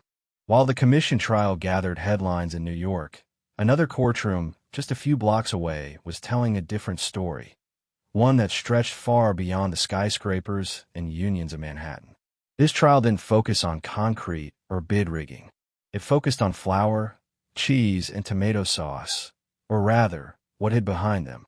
It was called the Pizza Connection, and it revealed that the Mafia wasn't just America's shadow government. It was a global empire, moving heroin through pizzerias that dotted small towns across the country. The scheme was staggering in its simplicity. Sicilian heroin traffickers partnered with American Mafia families to smuggle massive shipments of drugs into the United States. Once inside, the heroin was distributed through a network of pizza parlors, legitimate businesses that masked the flow of cash and product. To customers, they were ordering slices. To the Mafia, these restaurants were the storefronts of an international narcotics empire worth billions. The Pizza Connection stretched across continents. From Turkey's poppy fields to Sicilian refineries, from Italian ports to New York's harbors, heroin moved like clockwork. The profits dwarfed anything the Mafia had earned from gambling or loan sharking. And the Commission, though cautious about drugs, couldn't resist the lure of such money. Families like the Bananos and Gambinos played central roles, their soldiers moving product, collecting cash, and laundering profits through seemingly harmless pizzerias. The FBI and DEA had chased whispers of this network for years. It wasn't until the late 1970s and early 80s that they finally pieced it together, thanks to informants, wiretaps, and cooperation with Italian authorities. What they uncovered was astonishing. Hundreds of millions of dollars in heroin profits funneled into banks in Switzerland, laundered into real estate, and filtered back into Mafia coffers. In 1984, prosecutors launched the Pizza Connection trial, one of the longest and most complex criminal cases in American history. It ran alongside the commission trial, overlapping in ways that revealed just how vast the Mafia's reach had become. On one side of Manhattan, jurors heard about bid rigging and construction contracts. On the other, they listened to stories of heroin shipments, pizzeria fronts, and international conspiracies. The two trials were connected not just in timing, but in symbolism. Together, they showed that the Mafia wasn't limited to street corners or city unions. It was both local and global, both blue-collar and corporate, both gambler and drug lord. The commission trial attacked the Mafia's governance. The Pizza Connection attacked its bloodstream. For prosecutors, the dual trials were a rare chance to show the full spectrum of Cosa Nostra. They could point to Fat Tony Salerno discussing concrete deals in Harlem, and, in the same breath, point to Sicilian traffickers flooding America with heroin disguised behind pizza counters. The Mafia was no longer just a domestic menace. It was part of a global trade, sophisticated, ruthless, and unimaginably profitable. Inside the courtroom, the Pizza Connection case unfolded like a novel. Jurors heard testimony from Sicilian informants, men who described refineries hidden in farmhouses, shipments packed into crates of food, deliveries masked by the smell of oregano and sauce. They heard about pizzeria owners who seemed ordinary, but carried the weight of international drug pipelines on their shoulders. They saw bank records that traced millions flowing from New York to Europe, circling the globe before returning as legitimate funds. The Mafia's code of omerta was tested again. Some defendants refused to speak, staring down the courtroom with cold defiance. Others, facing decades in prison, broke. Their words gave prosecutors the inside look they needed. Details about who gave orders, who collected payments, who sat at the top of the pyramid. The defense tried to downplay it all. They argued that prosecutors were painting innocent pizza shop owners as kingpins. They claimed the government was spinning fairy tales about oregano being replaced by heroin. But the evidence was overwhelming. Wiretaps captured conversations in Sicilian dialect about shipments, payments, and profits. Financial records showed deposits far beyond what any pizzeria could earn. And witnesses described in chilling detail how heroin moved through the pipeline like flour through a mill. The public was captivated. Newspapers splashed headlines about the Pizza Connection, blending the absurd with the deadly serious. Ordinary Americans were stunned to realize that the Mafia's heroin trade wasn't hidden in alleys. It was hidden in plain sight, behind the counter of their neighborhood pizza shop. For the Mafia, the trial was a disaster. It exposed the depth of their involvement in narcotics, something they had long denied. Officially, the commission had banned drug dealing, considering it too risky, too visible. But the Pizza Connection proved otherwise. The bosses might have pretended to keep their hands clean, but their soldiers were drowning in heroin profits. And the bosses were taking their cut. In 1987, after nearly 2 years of testimony, the verdicts came down. Dozens of defendants were convicted, receiving sentences that ranged from years to life.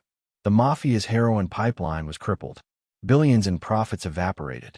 And alongside the commission trial, the Pizza Connection convictions sent a clear message. The days of untouchable Mafia empires were ending. But for the commission, the damage was deeper than convictions. The Pizza Connection proved that their denials about drugs were lies. It showed jurors, prosecutors, and the public that the Mafia would say anything to protect itself, while quietly reaping profits from the very trade they claimed to forbid. That hypocrisy cut into the mythology of honor and loyalty the Mafia had carefully built. The timing was devastating. As Giuliani hammered bosses in the commission trial with evidence of racketeering and construction, the Pizza Connection revealed their addiction to heroin money. Together, the trials painted a picture of the Mafia not as noble outlaws, but as corporate criminals feeding on society's weakest. For the FBI, it was validation. Years of surveillance, patience, and quiet investigation had paid off. For the Mafia, it was exposure. The veil of invisibility was gone. They were no longer legends whispered about in neighborhood bars. They were defendants in courtrooms, their voices on tape, their profits traced, their empire unraveling. But trials don't end empires overnight. Even as convictions mounted, the Mafia adapted. Soldiers shifted rackets. Captains reorganized. New bosses rose to replace the old. The commission was bloodied, but it wasn't dead. Not yet. Still, in those years, something irreversible had changed. The American public now knew the truth. The Mafia wasn't myth. It wasn't Hollywood. It was real, global, and vulnerable. And the FBI had found the weapons to fight it. The Pizza Connection had shown how far the Mafia's reach extended. But to bring down the commission itself, the Bureau needed something even more intimate. They needed the Mafia's own words, whispered in the corners of social clubs, captured in the dark hum of hidden microphones. And soon, they would get exactly that. Because in the back rooms of the Rave Night Social Club and the Palma Boys hangout, the bosses spoke freely. They believed their code of silence still held. They didn't know the FBI was already listening.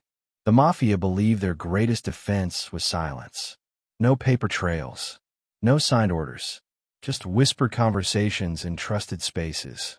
But what happens when the walls themselves start to talk? By the early 1980s, the FBI was ready to take the most dangerous gamble of all, planting bugs in the very sanctuaries where the commission conducted its business. The Rave Night Social Club, the Palma Boys, places where bosses felt untouchable. For decades, these clubs have been safe havens. To the casual eye, they looked like neighborhood hangouts, dim rooms with card tables, espresso machines, and old men swapping jokes. But inside, power was negotiated. Decisions were made. Lives were decided. They were the beating hearts of the Mafia's empire. If you could listen there, you could hear the commission itself breathing. The Palma Boys Social Club in East Harlem was Anthony, Fat Tony, Salerno's fortress. Day after day, he held court from a corner table, puffing on cigars, surrounded by loyal captains and soldiers. The FBI had been watching for years, photographing visitors, tracking license plates. But observation wasn't enough. To prove the commission's existence in court, they needed voices, unedited, undeniable, straight from the bosses' mouths. In 1981, after months of planning, agents broke into the Palma Boys under cover of night. With surgical precision, they planted microphones inside walls, beneath tables, in places no one would notice. The risk was enormous. If discovered, it would mean not only the collapse of the investigation, but possibly the deaths of informants and agents. But the gamble paid off. Within days, the bugs crackled to life, carrying the voices of the Genovese hierarchy into FBI headphones. What they heard confirmed everything prosecutors suspected. Salerno and his captains discussed bid rigging in the concrete club, the slicing up of multi-million-dollar construction contracts. They talked about payoffs, about union control, about who would get which piece of the pie. To a jury, these weren't rumors or informant gossip. They were recordings of Mafia bosses conducting business like executives at a board meeting. But the Palma Boys was just one front. Downtown Manhattan, on Mulberry Street, sat the Rave Night Social Club, home to the Gambino family. Under Paul Castellano's reign, the Gambinos had run their empire from Staten Island. But after Castellano's assassination, his successor, John Gotti, made the Rave Night his headquarters. Though this came later in the story, the Ravenites legend was already growing in the early 80s, a place where Gambino captains and soldiers gathered to pay tribute. The FBI saw the Rave Night as the Holy Grail. If they could plant bugs there, they could capture the heartbeat of the largest family in America. But Castellano's paranoia and Gotti's later theatrics made it a fortress. Agents had to get creative. They bugged phones. They followed soldiers. They even planted a listening device in a hallway upstairs from the club, where Gotti sometimes held private conversations. It was like chasing smoke, but every scrap of dialogue mattered. The tapes from the Rave Night were different from those of the Palma Boys. At Palma, Salerno spoke like a businessman, calm and measured. At the Rave Night, the voices were louder, more volatile, more theatrical. Jokes about hits, arguments about money, discussions of construction payoffs, it was all there, raw and unfiltered. To prosecutors, it was gold. To the Mafia, it was the beginning of the end. Still, bugs alone weren't enough. The FBI needed context. Agents shadowed mobsters leaving the clubs, noting who met with whom, who shook hands, who whispered in corners. They pieced together the hierarchy, matching names to voices, building a chart that prosecutors could present in court. It was slow, grueling work, but with every tape and every photograph, the commission became less myth and more reality. Inside the clubs, the bosses believed they were safe. Omerta wasn't just silence in court. It was silence everywhere. They trusted the walls, the tables, the espresso machines. They didn't know the Bureau had turned their sanctuaries into microphones. And so they spoke freely, sometimes too freely. One careless joke about our concrete friends. One offhand remark about keeping unions in line. Each word was another nail in the commission's coffin. The FBI also tapped into phones of associates connected to the clubs. Conversations about deliveries, packages, and meetings painted a picture that aligned perfectly with the tapes. Bit by bit, the invisible became visible. The Mafia wasn't just an idea. It was men, in rooms, making decisions that ruined lives and reshaped cities. Of course, the danger never went away. If the Mafia discovered the bugs, it could have meant bloodshed. The Bureau rotated agents constantly, keeping surveillance teams fresh, preventing mistakes. They learned to live in the shadows, to become as invisible as the men they hunted. It was a war of patience, waged in whispers and static. By the mid-'80s, the combination of bugs at the Palma Boys, the Rave Night, and other clubs gave prosecutors what they needed. Undeniable proof that the commission existed, that it controlled the five families, and that its bosses were guilty of running a criminal enterprise under RICO. The bosses didn't know it yet, but they had already confessed, not in court, not under oath, but to the walls of their own sanctuaries. And the walls had told everything. The FBI's secret war had worked. For the first time, the commission's fortress of silence had been breached. The Mafia's most trusted spaces had betrayed them. And in the hands of prosecutors like Rudy Giuliani, those tapes would become the hammer that struck the commission trial like thunder. But Giuliani wasn't just another prosecutor. He was a man with his own ambition, his own hunger, his own vision of history. And as the tapes piled onto his desk, he prepared to do something no one had ever dared, to put the Mafia's board of directors on trial all at once. The tapes were in. The photographs were stacked. The maps of social clubs and union offices covered the FBI's walls like a war room. But information alone doesn't win battles. To bring the Mafia's board of directors to trial, the government needed a champion, a face, a voice, someone who could stitch the evidence together into a narrative that jurors would believe and that the public would not forget. That someone was Rudy Giuliani. By the early 1980s, Giuliani was no stranger to the law. Born in Brooklyn, raised in an Italian-American family, he had grown up in neighborhoods where Mafia influence was part of the landscape. He studied law, built a career as a federal prosecutor, and eventually became the United States Attorney for the Southern District of New York, the most powerful prosecutorial office in the country. But Giuliani was more than just a lawyer. He was ambitious. He saw cases not just as justice, but as history. And in the Mafia, he saw his opportunity. Giuliani understood something many before him had missed. The Mafia wasn't just a collection of criminals. It was a system, a shadow government, a commission that oversaw every racket, every family, every dollar that flowed through New York's underworld. If you wanted to cripple it, you couldn't just target soldiers or capos. You had to aim higher. You had to put the commission itself on trial. That idea was audacious, almost reckless. No one had ever attempted it before. Prosecutors had taken down bosses here and there, but never the entire governing body at once. To some, it sounded impossible. To Giuliani, it sounded inevitable. Armed with RICO, the law designed to target enterprises, he believed he finally had the weapon to make it happen. And Giuliani wasn't afraid of attention. He welcomed it. He spoke to reporters with the confidence of a man who knew he was shaping history. He described the Mafia not in whispers, but in headlines, telling the public that the commission was real, It was dangerous, and it was about to be destroyed. The Mafia had spent decades hiding behind myth. Giuliani dragged it into the spotlight. Inside the U.S. Attorney's office, Giuliani assembled a team of young, relentless prosecutors, men and women who would spend nights poring over transcripts, days interrogating witnesses, weeks building charts that mapped the five families like corporate flowcharts.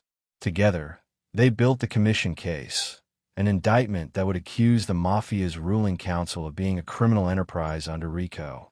It would not just name soldiers or captains. It would name bosses. Anthony "Fat Tony" Salerno of the Genovese family, Carmine Persico of the Colombos, Anthony Corallo of the Lucchese's, Paul Castellano of the Gambinos, others as well, the very architects of Cosa Nostra. It was, in every sense, the Mafia's Nuremberg, a trial not of individuals, but of system. The bosses were stunned. They had survived decades of scrutiny. They had laughed at Hoover, shrugged off Valachi, outlasted countless arrests. They believed the commission was too well hidden, too well insulated to ever face a courtroom. But Giuliani's indictment made it plain. The government had found them, and it was coming for all of them at once. The Mafia wasn't the only audience Giuliani played to. He knew the trial would capture national attention, and he leaned into it. Cameras captured him striding confidently into press conferences, describing the Mafia as a government within a government. He compared the commission to a corporate board of directors that had ruled New York through fear and corruption. He spoke with the moral certainty of a crusader, framing the trial not just as law enforcement, but as a battle for the soul of the city. To the public, Giuliani became a hero. To the Mafia, he became a villain. And to his critics, he became an opportunist, a man using the commission trial as a stepping stone for his own political career. All three perspectives were true in their own way. Giuliani's brilliance was that he didn't care which version people believed, as long as they were watching. Behind the bravado, the case itself was fragile. Prosecutors needed to weave together thousands of hours of surveillance, testimony from informants, financial records, and wiretaps into a single story. They had to convince jurors that the Mafia wasn't just scattered gangs, but a coordinated entity ruled by the commission. One weak link, one skeptical juror, one technicality, and the whole case could collapse. Giuliani knew the risk, but he also knew the reward. The bosses laughed at first. They called Giuliani a grandstander, a politician in a prosecutor's suit. They mocked the idea that the government could prove the existence of the commission, much less convict them of running it. In their eyes, Giuliani was just another face that would fade while they endured. But as pretrial hearings unfolded, the laughter quieted. The tapes from the Palma boys, the bug conversations from Lucchese boss Corallo's car, the testimony of union officials, these weren't rumors. They were hard evidence. And for the first time, the bosses realized they were not untouchable. Giuliani, for all his theatrics, never lost sight of the stakes. He wasn't just trying to win a case. He was trying to shatter a myth.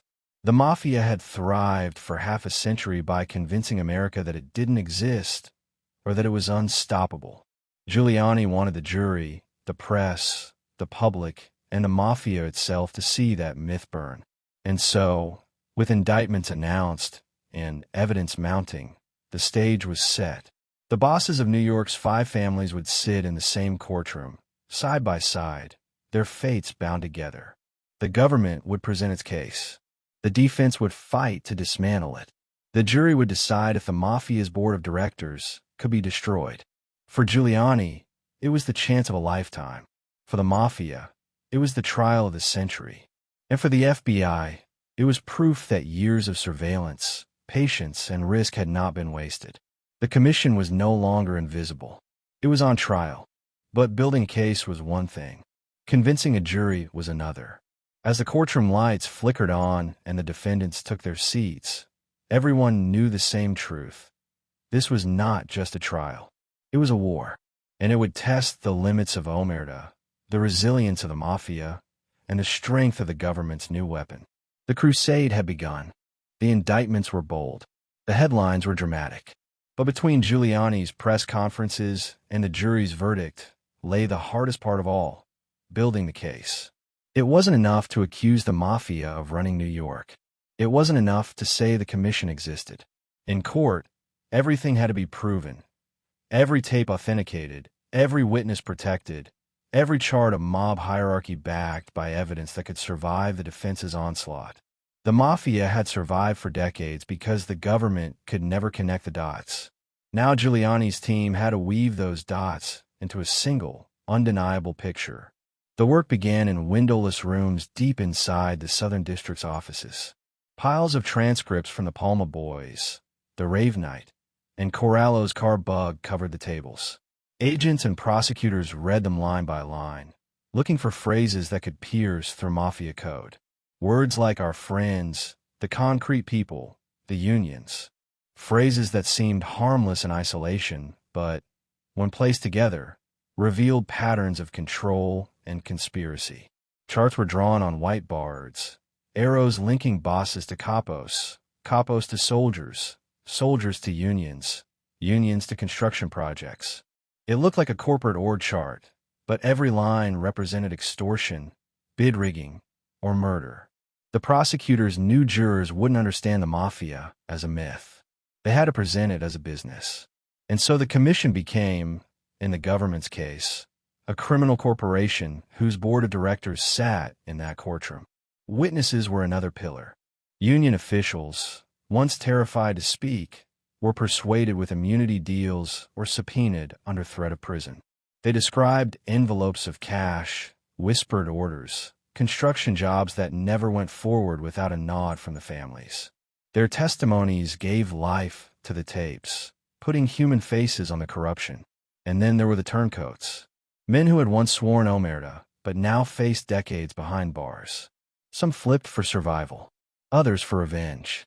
Each one risked their life by testifying, knowing that betrayal of the Mafia often ended in blood. Their words were volatile, easy targets for defense attorneys who painted them as liars desperate for reduced sentences. But when their stories aligned with tapes, with documents, with photographs, the web grew tighter. The prosecutors also leaned on RICO's strength. Instead of proving a single crime, they showed a pattern. A contractor threatened here, a union controlled there, a payoff recorded in a bug conversation, a skyscraper delayed until the mob approved the bid. Each incident seemed small on its own. Together, they formed a tapestry of racketeering that pointed to one truth. The commission was a myth. It was governance. But building the case wasn't just about evidence. It was about protection. Witnesses were shielded, jurors kept anonymous, agents rotated to prevent leaks. The Mafia's reputation for intimidation was legendary. Everyone involved knew the risk. The bosses on trial had ordered murders before. They could do it again. The government's challenge was not just to prove guilt, but to keep the system safe long enough to deliver justice. The defense prepared just as fiercely. Mob lawyers were veterans of courtroom wars, skilled at dismantling witnesses, sowing doubt, exploiting technicalities. They argued the Mafia didn't exist, that the commission was a fantasy invented by prosecutors hungry for headlines. They painted Giuliani as a showman, not a servant of justice. They claimed their clients were businessmen unfairly targeted for their ethnicity and associations. Giuliani's team knew those arguments would resonate with some jurors, so they doubled down on clarity.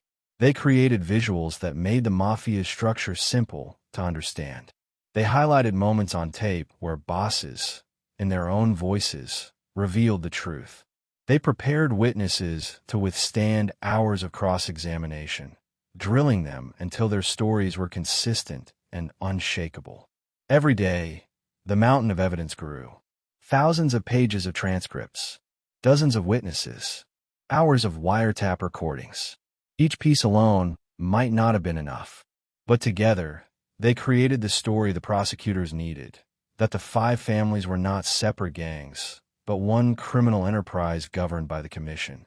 The Mafia had survived for decades by being invisible. Giuliani's team made them visible. They put names to voices, faces to photographs, money to crimes. They turned whispers into proof. And in the quiet moments, When the prosecutors looked at the stacks of evidence, they knew what was at stake. If they lost, the Mafia would be stronger than ever. The bosses would laugh, the commission would tighten its grip, and Giuliani's crusade would be remembered as arrogance. But if they won, if they convicted the Mafia's board of directors, it would be the most devastating blow Cosa Nostra had ever suffered. The case was built. The stage was set. The bosses would face the government's full force. And in 1986, the trial opened. 11 mob leaders, side by side, the commission itself on trial for the first time in history. The courtroom doors swung wide, and history walked in. The moment came with the sound of shuffling papers and the heavy silence of history being written. In February 1985, Rudolph Giuliani stepped before the press and unveiled what no prosecutor had ever dared before, an indictment not just of gangsters, not just of one family, but of the Mafia's government itself, the commission. The document was thick, hundreds of pages long, a weapon forged from years of surveillance, wiretaps, informants, and endless patience. At its core, it named 11 men, the most powerful mobsters in New York, and accused them of running the city's underworld like a corporation of crime. This wasn't about individual murders or isolated extortion. It was about enterprise. It was about proving that the commission itself existed and that it functioned as the board of directors for the 5 families. On that list were names that carried weight in every borough. Anthony, Fat Tony, Salerno of the Genovese family. Carmine Persico of the Colombos. Anthony Corallo of the Lucchese's. Paul Castellano of the Gambinos. Alongside them sat top captains and lieutenants, men whose signatures and whispers shaped industries, unions, and neighborhoods. To the FBI and the public, these weren't just defendants. They were kings on trial. The charges were sweeping: racketeering, extortion, labor corruption, bid rigging, gambling, loan sharking. The indictment laid out how the commission controlled the concrete club, how they fixed multi-million-dollar construction contracts, how they extorted businesses, and how they used unions as both sword and shield. RICO allowed prosecutors to present it all as one tapestry, one continuous conspiracy stretching back decades. The Mafia world reeled. Never before had the government struck at the heart of Cosa Nostra so directly. Bosses had faced charges before: tax evasion, contempt, even murder conspiracies. But this was different. This was the government saying, the Mafia is real, the commission is real, and we're going to destroy it. The press erupted. Headlines screamed about the Mafia board of directors on trial. Television anchors spoke of a case that could redefine organized crime in America. Giuliani, ever conscious of the spotlight, leaned into it. He told reporters the commission was a government within a government and declared that its reign was over. Inside Mafia circles, reactions varied. Some laughed, dismissing Giuliani as a showman.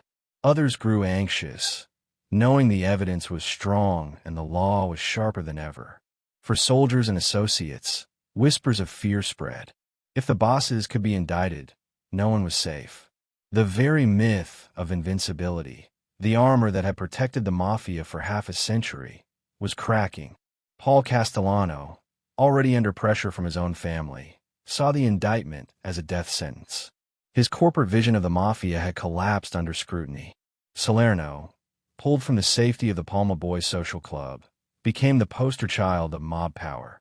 Persico, defiant as always, vowed to fight the charges himself, convinced he could outwit the government from the courtroom floor. Corallo, cautious and meticulous, knew the tapes from his own car would haunt him. The indictment was more than paper. It was a gauntlet, a challenge thrown at the feet of the Mafia, daring them to face the American justice system head-on. And for the first time, the bosses could not hide behind layers of soldiers. They would sit side by side in a single courtroom, their power reduced to defendants' chairs, their voices recorded for jurors to hear. The defense struck back quickly. Lawyers called the charges overblown, accused Giuliani of exaggerating, and argued that the Mafia itself was a fiction. There is no commission, they insisted. It's a fantasy. But the very existence of the indictment proved otherwise. The government wasn't just whispering about Cosa Nostra anymore. It was naming names, dates, contracts, and meetings. Behind the scenes, the FBI tightened its grip. Informants were protected. Witnesses were hidden. Agents prepared for retaliation, knowing the Mafia's history of silencing those who threatened it. But the bosses, facing the weight of the federal government, hesitated to strike back. To order a hit on Giuliani or an FBI agent would only prove the government's case. The Mafia was cornered, and for once, restraint was its only option. For Giuliani's team, the challenge was daunting. They weren't just prosecuting men. They were prosecuting a myth, a system, a culture of silence that had survived for generations. If they lost, the Mafia would emerge stronger, laughing at the government's failure. But if they won, the commission itself would fall, and with it, the foundation of organized crime in America. As the indicted bosses prepared for trial, the city held its breath. Some saw Giuliani as a hero. Others saw him as reckless. But everyone understood the stakes. This was not just another Mafia case. This was history. The Mafia had ruled New York from the shadows for half a century. Now, dragged into the light, its leaders faced a question they had never imagined. Could their empire survive the judgment of 12 ordinary citizens in a jury box? The commission was on trial, and the world was watching. The doors of the federal courthouse in Manhattan opened to a storm of flashbulbs. Reporters shoved microphones into the air, their voices overlapping, their questions swallowed by the roar of the crowd. Inside, the marble halls echoed with footsteps and tension. It was September 1986, and, for the first time in American history, the Mafia's ruling council, the commission itself, was about to stand trial. The defendants entered one by one, their faces familiar to law enforcement, but new to the public. Anthony "Fat Tony" Salerno, cigar-chomping and heavy-set, now frail and pale under the courtroom lights. Carmine, the Snake, Persico, defiant, insisting on representing himself as though his cunning could outmatch the weight of the United States government. Anthony, Tony Ducks Corallo, quiet, cautious, carrying the knowledge that his own car had betrayed him with hours of FBI tapes. Beside them sat captains and lieutenants, each one accused of being part of the Mafia's criminal board of directors. The sight was surreal. For decades, these men had lived like kings, their orders rippling through unions, construction companies, and neighborhoods. Now they sat shoulder to shoulder in identical chairs, defendants reduced to numbers in a docket. To jurors, it looked less like myth and more like mortality. Rudolph Giuliani opened with fire. Standing tall before the jury, his voice cutting through the silence, he described the commission not as rumor, not as folklore, but as fact. These men, he said, pointing toward the defendants, are not businessmen. They are not victims of prejudice. They are the board of directors of organized crime in this city. They decide who lives, who dies, who profits, and who pays. And we will prove it. The defense objected immediately. There is no such thing as the commission, one lawyer declared. It's a fairy tale. But Giuliani's team was ready. Piece by piece, they laid out the evidence. Transcripts from bug conversations, photographs of meetings, testimony from union officials who admitted they had been puppets for mob bosses. The jury listened, some skeptical, some leaning forward, trying to piece together a world that had always been hidden from view. The courtroom itself became theater. Reporters filled the benches, sketch artists raced to capture the faces of the accused, and spectators craned their necks to glimpse the men who had once seemed untouchable. Outside, headlines screamed about the Mafia trial of the century. Inside, the air was thick with tension, part spectacle, part reckoning. The defendants played their roles with precision. Salerno sat stone-faced, pretending disinterest as tapes of his own voice filled the room. Corallo whispered with his lawyers, his expression betraying nothing. Persico sparred directly with witnesses, his questions sharp, his arrogance unmistakable. To some jurors, his self-defense seemed bold. To others, it seemed desperate. Day after day, prosecutors presented their mountain of evidence. Contractors described how bids were rigged, how union leaders enforced mafia orders with strikes and threats. FBI agents explained how bugs had been planted, how tapes were gathered, how voices were identified. Jurors listened to muffled conversations, learning the coded language of the underworld. Our friends in concrete. The boys downtown. Our thing. Words that seemed harmless on their own, but when placed together, painted a portrait of conspiracy. The defense struck back with everything it had. They cross-examined witnesses mercilessly, attacking their credibility, pointing out inconsistencies. They claimed the government had built a case on rumors and innuendo, that Giuliani was using the trial for publicity. They painted their clients as businessmen unfairly targeted because of their heritage. At times, they landed blows. Some witnesses faltered. Some jurors looked uncertain. But the tapes were relentless. Voices didn't lie. The atmosphere in the jury box was complicated. Some jurors were fascinated, others weary.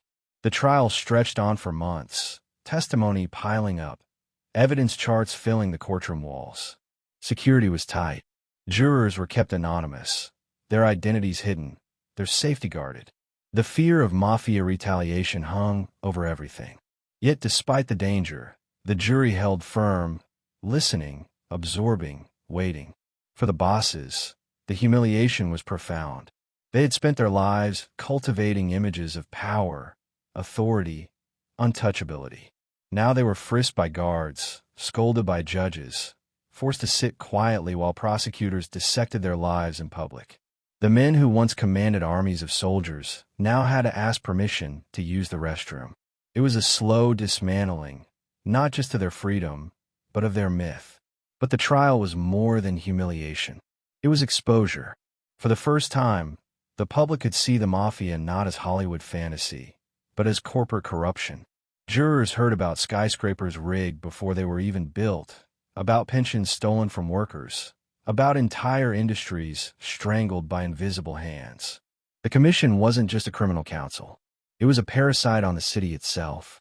And in the shadows, the next act loomed. Witnesses had yet to take the stand. Men who would break omerta, who would describe in vivid detail how the commission made its decisions, how orders trickled down, how loyalty could turn to fear in an instant. Their words would shock the courtroom, enrage the defendants, and give prosecutors the final threads they needed to tie the web together. The commission trial had opened. The bosses were in their chairs. The government had fired its opening salvo. And as the months dragged on, everyone in that courtroom understood the same truth. When the verdict finally came, New York would never be the same. For decades, the mafia's greatest weapon wasn't its guns or its money. It was silence. Omerta, the sacred code. No talking to law enforcement. No betraying the family. Better prison. Better death. But in the crucible of the commission trial, that ancient shield began to crack. And when it cracked, the truth spilled into the courtroom like floodwater. The first witnesses were cautious, almost timid. Union officials, construction foremen, men who had spent their lives in the gray space between legitimate work and mafia control. They spoke of intimidation, of envelopes slipped under tables, of phone calls that carried more weight than contracts. They described strikes that appeared overnight, trucks that never showed up, materials that vanished when bids went to the wrong contractors. Each detail sounded ordinary, even mundane. But together, they painted a picture of absolute control, the mafia's invisible hand gripping the very foundations of New York. Then came the insiders. Men who had once sworn loyalty to bosses now stood before a jury, voices trembling, eyes darting, but words sharp and undeniable. Some were associates caught in drug stings, flipping to save themselves. Others were soldiers betrayed by their own crews, abandoned to prison, left with nothing but the government's offer of protection. Their motives were complex: fear, revenge, desperation, but their stories carried weight. One described meetings at the Palma Boys Social Club, where Fat Tony Salerno presided like a cigar-smoking CEO, deciding which construction firms got which contracts. Another detailed how Carmine Persico kept the Colombo family together through sheer ruthlessness, punishing rivals who dared to challenge him. A third recalled rides in Anthony Corallo's car, where conversations flowed like wine, conversations the FBI had already recorded, tapes that now echoed in the courtroom, corroborating every word. The jurors leaned in. For the first time, they weren't just hearing about structures and theories. They were hearing how it felt to live under the Mafia's rule. A contractor recalled the dread in his stomach when told to play ball or face ruin. A soldier described the pride of being inducted, the blood oath, the pricked finger pressed against a burning Saints card, and the cold realization that loyalty meant forfeiting your soul. These were not abstract crimes. They were human stories, dripping with fear and consequence. The defense fought hard.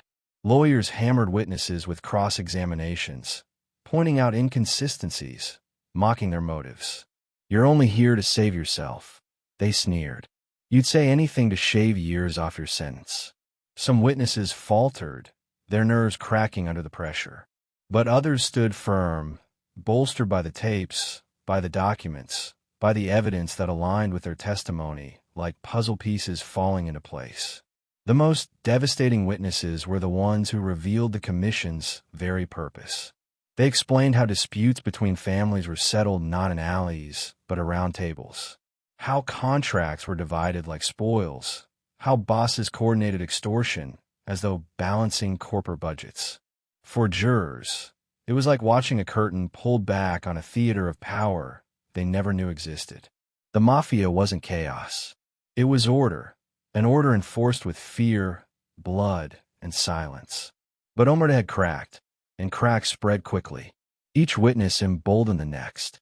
Each testimony chipped away at the myth that the Mafia was unbreakable. And as the weeks dragged on, the bosses at the defense table began to feel it. The arrogance of the opening days gave way to clenched jaws, whispered curses, and the occasional outburst. Salerno glared at witnesses with eyes that once froze soldiers. Persico scribbled furious notes, preparing to attack the next testimony. Corallo sat tight, silent, knowing his own voice was already trapped forever on FBI tape. For the public, the trial became a revelation. Newspapers carried quotes from mobsters describing initiation ceremonies, extortion rackets, the flow of millions through unions and construction firms. Radio shows replayed snippets of tapes where bosses casually discussed payoffs. The Mafia, once myth, was now undeniable fact, confessed to by its own members under oath. And yet, the danger was real. Witnesses lived in fear of retribution. Federal marshals guarded them around the clock. Some were relocated, their identities changed forever. Jurors, too, felt the weight, their anonymity their only shield. Everyone in that courtroom knew the Mafia's reach was long. Testifying wasn't just telling the truth. It was gambling with your life. But the tide had turned. For every jeer from defense attorneys, for every attempt to dismiss witnesses as liars, the evidence held. The voices on tape matched the words on the stand. The contracts lined up with the envelopes of cash. The Mafia's government was no longer invisible. It was laid bare before 12 ordinary citizens who would soon decide its fate. The commission trial had begun as an indictment. With each broken oath of silence, it became a confession. But trials are wars of strategy, not just stories. And while the government piled witness upon witness, the defense was sharpening its blade. Their strategy wasn't just to deny the charges. It was to deny the very existence of the Mafia itself. And as the witnesses left the stand, the defense prepared its counterattack, a campaign to convince the jury that all of it was fantasy, that Cosa Nostra was nothing more than a ghost story invented by ambitious prosecutors. The code of silence was broken. Now came the battle of belief. The witnesses had spoken. The tapes had played. The charts of hierarchy and contracts had been laid out for all to see. But trials are never one-sided. For every hammer of prosecution, there is a shield of defense. And in the commission trial, that shield was wielded by some of the most cunning lawyers money could buy. From the very first day, their strategy was clear, not just to protect their clients, but to attack the very premise of the government's case. To win, They didn't have to prove the Mafia was innocent. They only had to plant doubt. Doubt in the evidence, doubt in the witnesses, doubt in the very idea that the Mafia even existed. In opening statements, defense attorneys rose one by one, their voices dripping with indignation. "There is no commission," one declared, his finger jabbing toward Giuliani's team. "It's a fantasy, a government conspiracy. My client is no board member of organized crime. He is a businessman, a father, a neighbor. This case is built on lies." Another lawyer leaned into the jury, his voice soft, almost pleading. "Ask yourselves, do you believe career criminals suddenly decided to confess on the stand? Or do you believe they're saying what the government wants so they can save their own skins?" It was the classic Mafia defense. Deny everything, ridicule the prosecution, and make the jury question whether the entire structure was just smoke and mirrors. The lawyers zeroed in on witnesses who had broken omerta. They dissected their pasts, exposing lies, exaggerations, inconsistencies. "You admitted to murder," one lawyer snapped at a witness. "You admitted to extortion, to drug dealing. And now you want this jury to believe you're telling the truth? How convenient. Only when your neck was on the line did you decide to remember the Mafia existed." The witness stammered, tried to hold firm, but the damage was done. The jury shifted uneasily. Then came the attack on the tapes. Defense attorneys pounced on every garbled word, every muffled phrase. "Listen closely," they urged the jury. "Does that sound like my client? Does it even make sense? Or is the government twisting harmless conversations into sinister plots?" They argued that phrases like "our friends" and "the boys downtown" were vague, meaningless chatter, not proof of a conspiracy. To jurors unaccustomed to the Mafia's coded language, the argument had weight. Even the charts of hierarchy, carefully prepared by prosecutors, came under fire. "These charts," one defense lawyer scoffed, holding up a board filled with arrows and names, "are nothing but the government's imagination. Do you think my client asked to be drawn into a box with the label boss? This is fantasy. This is theater." The words stung. Some jurors nodded. Others frowned. The battle wasn't just legal. It was psychological. Carmine Persico, choosing to represent himself, became his own weapon. He cross-examined witnesses with the confidence of a man who had spent his life manipulating loyalty and fear. He smiled at jurors, leaned on charm, questioned details with surgical precision. At times, he seemed brilliant. At others, reckless. But always, he projected defiance, the image of a man who would never bend to the government's narrative. The defense also played on identity. Many of the accused were Italian Americans, and lawyers hinted, sometimes subtly, sometimes openly, that their clients were being targeted not for crimes, but for their heritage. They compared Giuliani's crusade to Hoover's old denials, calling it prejudice dressed up as justice. "This is not about crime," one attorney thundered. "This is about stereotyping, about turning every Italian American into a gangster in the eyes of the public." It was a dangerous argument, one that tugged at jurors' sense of fairness. But beneath the bravado lay fear. The defense attorneys knew the evidence was strong. The tapes were damning. The witnesses, however flawed, told stories that aligned too perfectly with the recordings. The charts of contracts and unions showed patterns impossible to ignore. Their job was not to destroy the mountain of evidence. It was to bury the jury in fog until they could no longer see its shape. And so they hammered on technicalities. Was the surveillance legal? Were the informants coerced? Did prosecutors overstep with RICO, stretching the law beyond its intent? Every motion, every objection, every cross-examination was designed to chip away at the government's case, not in substance, but in confidence. For the bosses at the defense table, the strategy was both lifeline and insult. They had spent their lives building power, commanding armies, shaping industries. Now their fate rested in the hands of lawyers arguing that the very world they had ruled did not exist. Some bristled at the denial. Others leaned into it, knowing survival was all that mattered. Giuliani's team countered with patience. They reminded the jury that smoke and mirrors were exactly how the Mafia had survived for so long. They replayed tapes, aligning them with witness testimony. They showed photographs, documents, and financial records that matched the stories. They didn't just argue. They connected the dots again and again until the fog thinned. The trial became a war of narratives. Was the Mafia a myth, a government invention, as the defense claimed? Or was it a corporate empire of crime, laid bare by its own voices and betrayed by its own men? The jury sat in the middle, caught between two worlds, one of denial, one of proof. In the end, the defense strategy was not about winning outright. It was about survival, about planting just enough doubt to hang the jury, to create mistrial, to delay the inevitable. The bosses didn't need victory. They needed one juror to hesitate, one juror to believe the fog. But as the weeks dragged on, as the prosecution's case remained steady and the defense's arguments grew thinner, the question shifted. Not whether the commission existed, but whether the jury would have the courage to convict the men who had once ruled New York from the shadows. The defense had played its hand. Now the trial rested with the 12 anonymous citizens in the jury box. And the Mafia's fate would hinge not on lawyers, but on their resolve. The bosses could still intimidate. They could still inspire fear. But the jury was shielded, guarded, hidden from the Mafia's reach.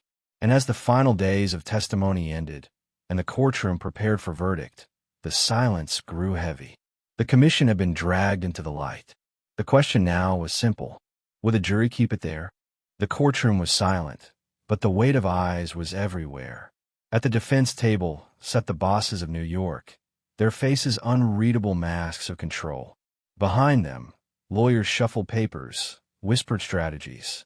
And across from them, in a wooden box surrounded by guards and secrecy, sat 12 ordinary citizens.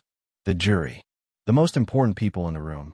The ones who would decide whether the Mafia's invisible empire lived or died. From the very beginning, the jurors knew they weren't part of an ordinary case. Their names were never revealed. Their addresses were sealed. They were escorted to and from the courthouse under federal protection. They were cut off from families for stretches of time, told to avoid conversations, newspapers, even television coverage. For months, their world shrank to a courtroom, a deliberation room, and guarded walks through narrow hallways. The precautions were necessary. Everyone knew the Mafia's history of intimidation. Jurors in other cases had been threatened, bribed, even killed. The commission trial could not risk it. And so, these 12 people lived in a bubble of silence, forced to carry the heaviest of responsibilities without the comfort of ordinary life. At first, the jurors were wary. Some shifted in their seats as Salerno's heavy frame loomed across the room. Others stole glances at Persico, curious about the man nicknamed the Snake. A few tried to read Corallo's impassive face, searching for emotion. But as days became weeks, and weeks became months, the novelty wore off. The bosses became fixtures, figures in suits, hunched and tired. What mattered was the evidence. And the evidence was overwhelming. Jurors listened to endless hours of tapes, straining to catch muffled words, leaning forward as translators explained Sicilian dialect. They watched charts of construction contracts appear on easels, connecting dots that formed patterns of corruption. They heard witnesses describe payoffs, threats, and murders disguised as business disputes. It was exhausting, at times mind-numbing. But slowly, a picture took shape. Still, the defense pressed its fog. There is no Mafia, the lawyers repeated. No commission, just businessmen accused of crimes they didn't commit. Some jurors wrestled with that doubt. Was it possible the government had exaggerated, that Giuliani had built a show trial? But then the tapes played again. Salerno's voice discussing construction contracts, Corallo's car recordings, his own words damning him. Persico's swaggering self-defense that slipped into arrogance. The fog lifted, replaced by clarity. Fear was harder to shake. Even behind anonymity, the jurors felt the weight of who sat across from them. These were men accused of running New York, men linked to murders, extortion, heroin, and billions in rackets. What would happen if they convicted them? Would the Mafia find them? Would their families be safe?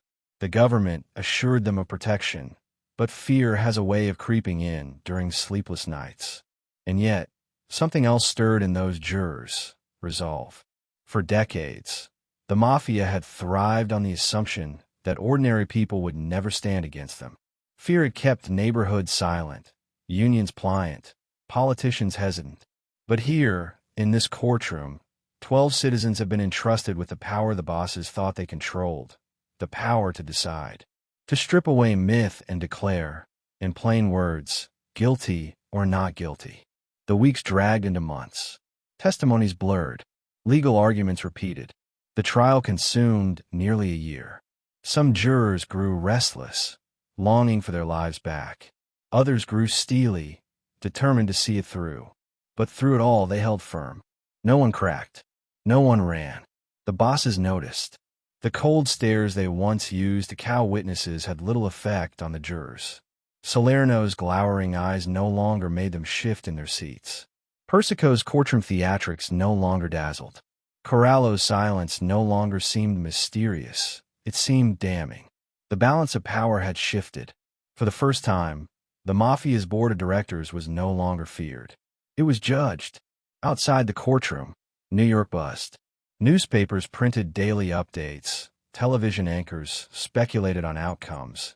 And ordinary people debated whether the government could actually convict the Mafia's leaders.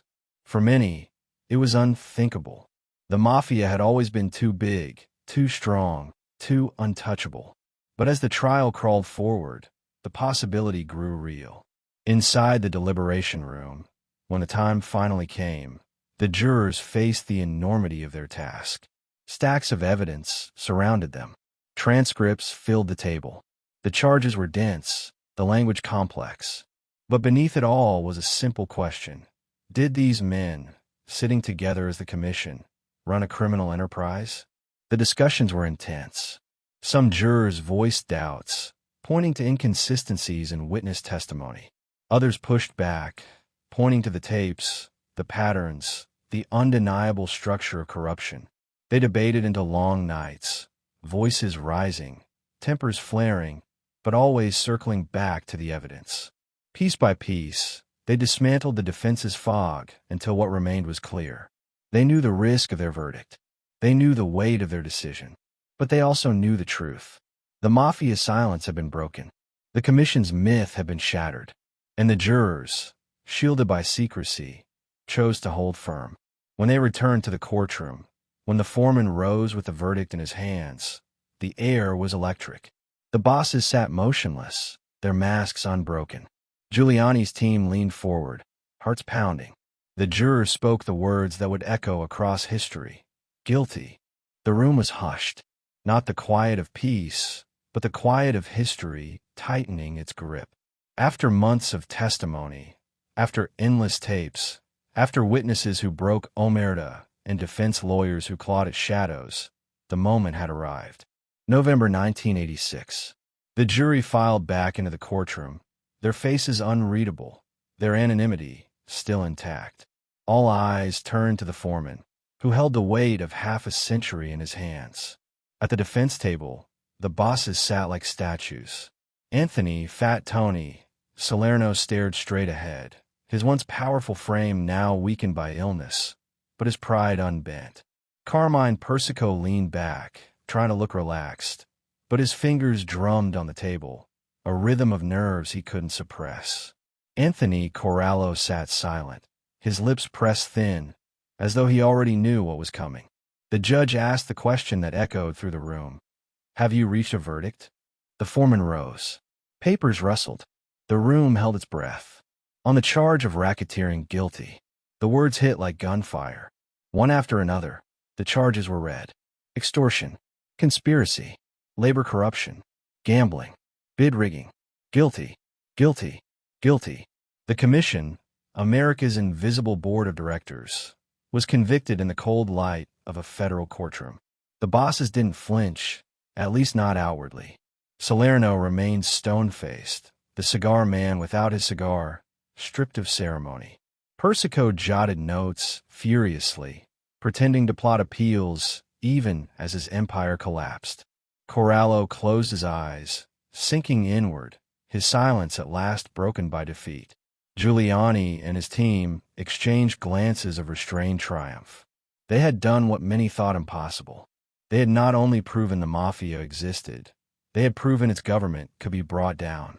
Years of surveillance, years of risk, years of ridicule had led to this moment. The courtroom, once a stage for doubt, became a stage for justice. Outside, the press exploded. Headlines screamed, "Mafia bosses convicted. Commission trial ends in guilty verdicts." Cameras swarmed the courthouse steps, capturing Giuliani as he declared it a turning point in the fight against organized crime. To the public, it was the fall of Rome, the collapse of an empire that had haunted New York for decades. The sentences were staggering. Salerno, Persico, Corallo, and others received terms ranging from 40 years to 100 years. Effectively life sentences. Men who had once ruled unions, construction, and neighborhoods would now spend their days in prison cells, trading power for concrete walls and silence. The symbolism was profound. For generations, Mafia bosses had escaped justice, hiding behind soldiers, exploiting silence, bribing jurors, intimidating witnesses. Now they sat convicted, their myths shattered, their futures erased.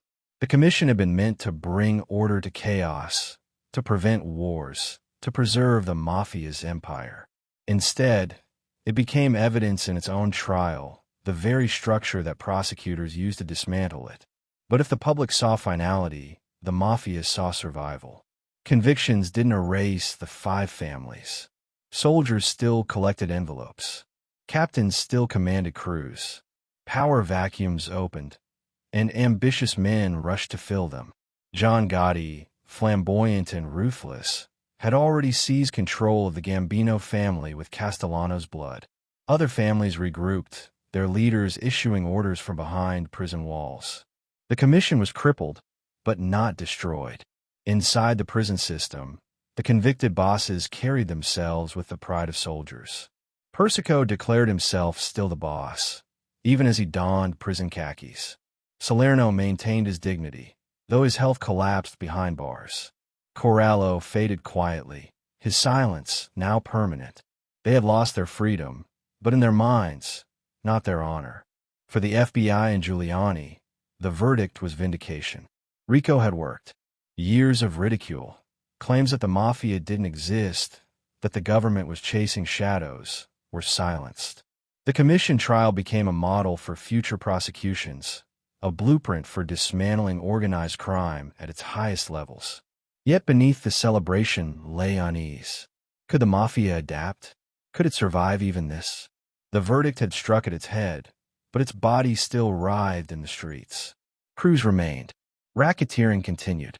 The very resilience that had allowed the Mafia to survive prohibition, wars, and betrayals would now be tested against the weight of federal justice. For the jurors, the verdict was both relief and burden. They had carried the fear of retaliation for months, their anonymity their only shield. In the end, they had spoken the truth, but many knew they would carry the memory forever. The faces of the men they condemned, the weight of decisions that reshaped history. The courtroom emptied. The bosses were led away in chains, their footsteps echoing through marble halls where they had once walked free. The prosecutors gathered their files, weary but victorious. Reporters rushed to meet deadlines, their pens racing to immortalize the fall of the commission. New York, that restless city, hummed on. Skyscrapers stood tall, their concrete still scarred by Mafia hands. But now, the men who once controlled their foundations were locked away, prisoners of the very system they had corrupted. The commission trial had ended. The verdict was in, and with it, a myth was broken, a chapter closed, and a new battle begun. The fight to see whether the Mafia could outlive even its own government. The verdict had landed like a hammer. Guilty. 40 years. 100 years. Effectively life sentences for men who once walked the streets like kings. The bosses of New York, the commission itself, were chained and led away to federal prisons. But their downfall did not end with the clang of cell doors. It rippled outward, shaking their families, their crews, and the very foundations of the Mafia's empire. This was the fall of the bosses.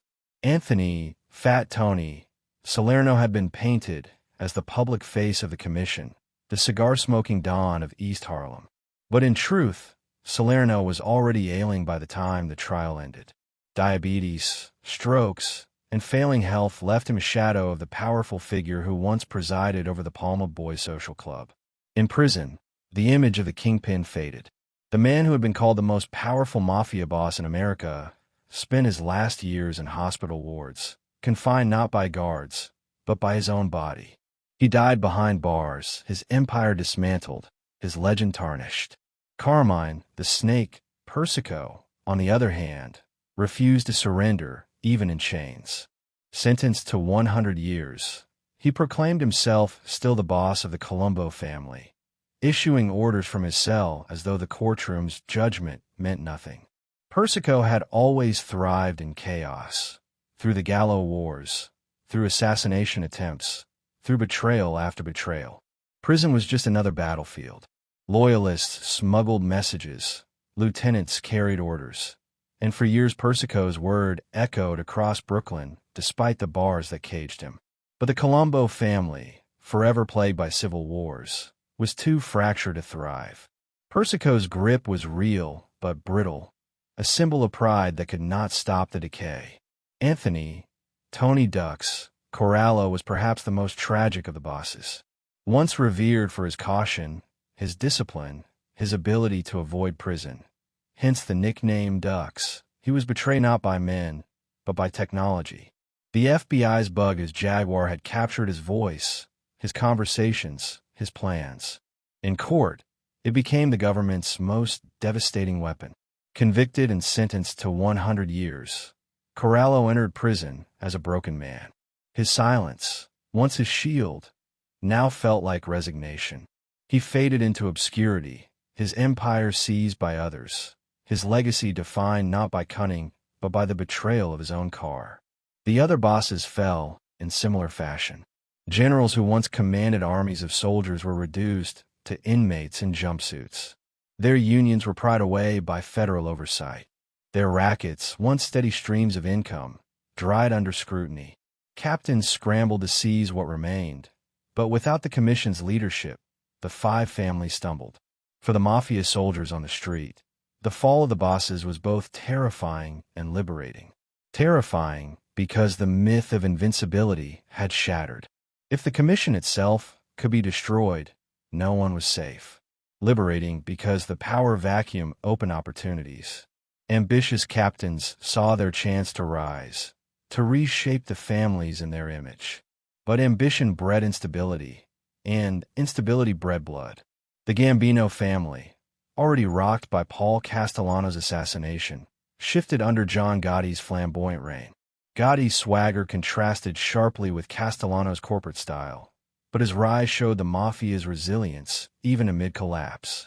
While the commission trial struck at the old guard, men like Gotti proved the Mafia still had life. The Genovese family, long considered the most powerful, retreated into shadows after Salerno's fall.